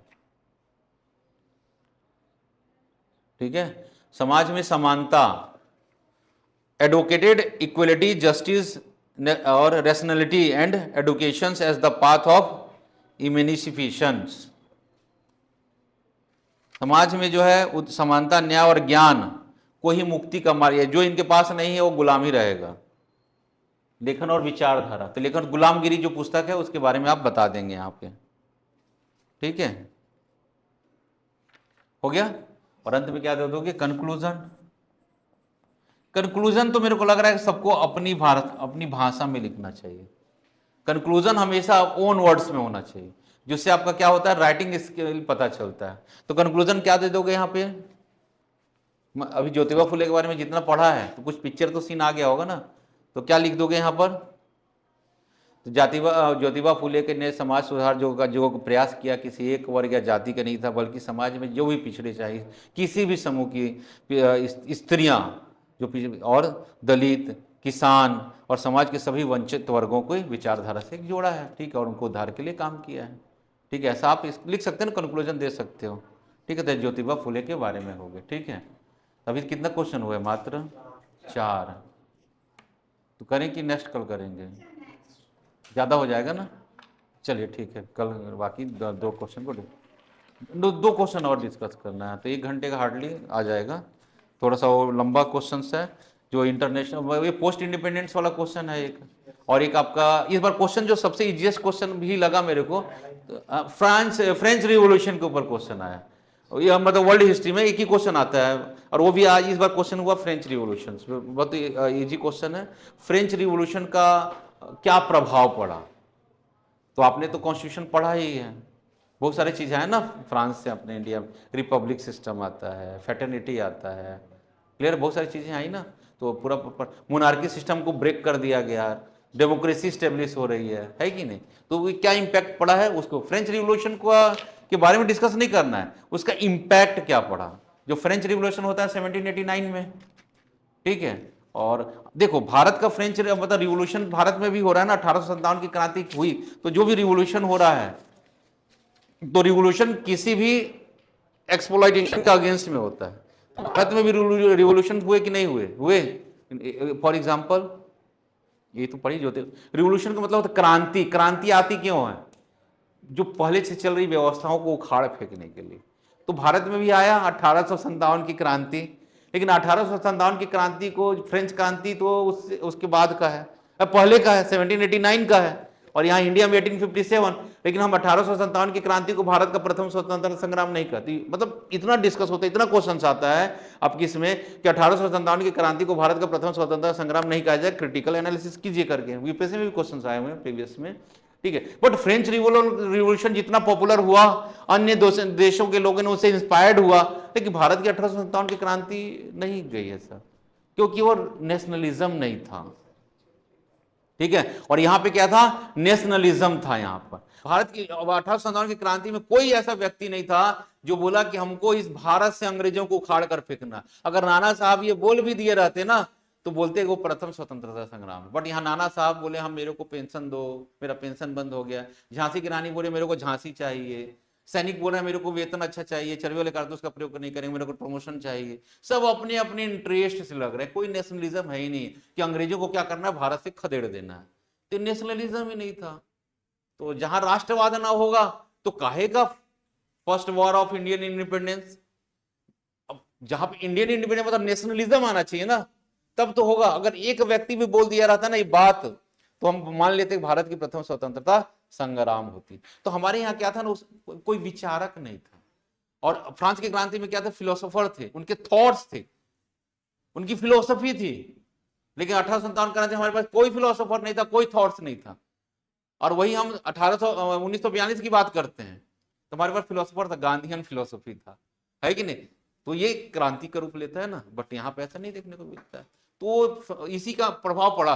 फ्रांस की क्रांति केवल फ्रांस तक सीमित नहीं रही, उसका यूरोप पर प्रभाव पड़ता है, एशिया पर उसका प्रभाव पड़ रहा है। क्लियर? इसलिए वो उसका इंपॉर्टेंस बनता है। तो उसको हम कल की क्लास में उसको डिस्कस करेंगे, ठीक है। तो दो चीजें बच गई, एक बचा पोस्ट इंडिपेंडेंस के ऊपर जो क्वेश्चन आया है, और एक आपका फ्रेंच रिवॉल्यूशन, ठीक है। और इजी क्वेश्चन है फ्रेंच भी, मतलब इस प्रकार का क्वेश्चन देखा जाए तो एक चंदेला आर्ट को छोड़ करना बाकी एवरेज क्वेश्चन है, मॉडरेट, मतलब मॉडरेट टाइप के सब क्वेश्चन। टफ क्वेश्चन में केवल चंदेला है, वो लोगों को परेशान किया होगा।